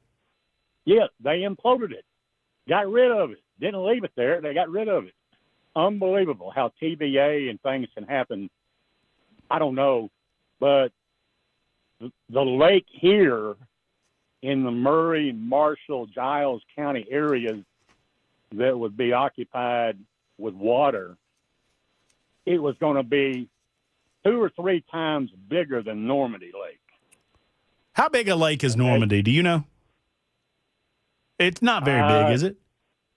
It's a pretty good size Oh, is of it? a lake. I Okay. mean, it's not gigantic, but it's. I just didn't know. I know that they're thinking about raising that dam up to try to hold back some more water to lessen the impact of droughts and whatnot. Greg, I'm going to go to another caller. I appreciate the info and I appreciate the call. Thank you, and the shout out to Jay Harper. Jay's a great guy. Jeff is next up. Jeff, thank you for your call. How are you? Pretty good, Matt. Happy New Year. Happy New Year. Hey, I wish you hadn't let him tell that story about $40 getting out of Venezuela, because now all you're going to do is excite all the liberals in Nashville thinking, we can get $40 to let people out of Nashville now. Oh, my gosh. Let's not give it. You know what? They're going to be trying that on bars on Broadway. I wouldn't doubt it a bit. After you pay $10 for a beer, and then you'll have to pay $40 to get out of the bar. Yeah. That's right. Exit fee. But, yeah. But on the Maduro thing, basically this operation was not a military operation. It was a law. Basically, they expedited him for legal matters. You know, he was arrested and read his rights in Venezuela, apparently. Mm-hmm. But and now Madani, he claims he's going to get Benjamin Netanyahu when he comes to New York, because the World Court has deemed that he is a criminal on the World Courts. It feels to me like Mayor Mamdani is a lot of hat and no cattle when it comes to this type of thing.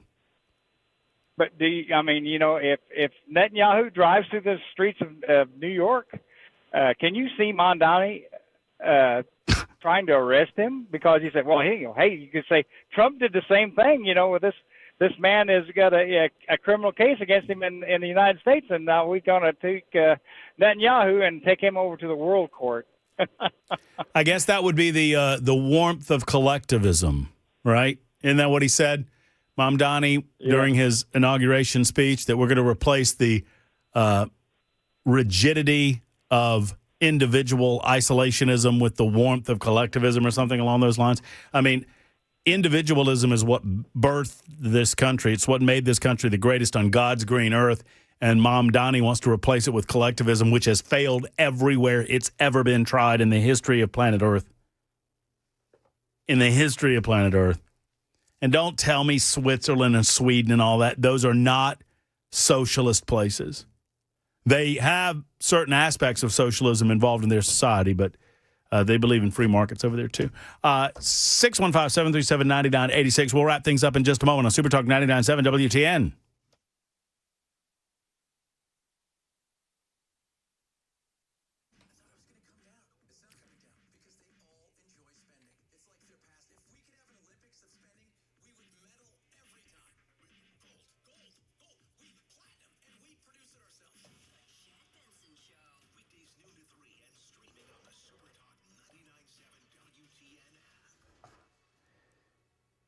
Hello, friends. One of the calls that I made when I decided to move into a new home was to my friends at Better Water. Better Water, think of a big Brita filter for your entire house or office.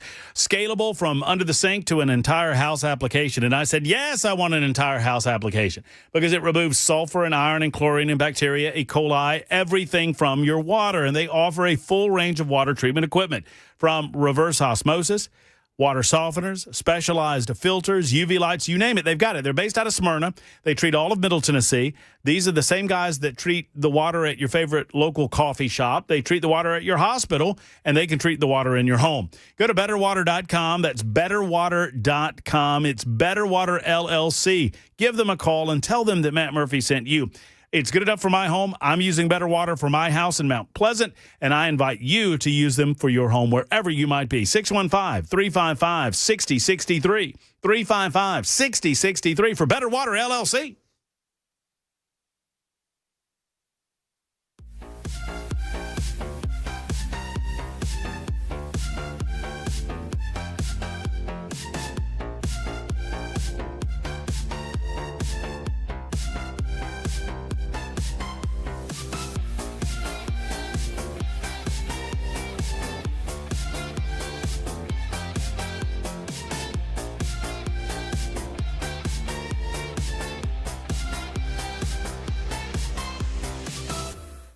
Selling your home can be stressful, but it doesn't have to be.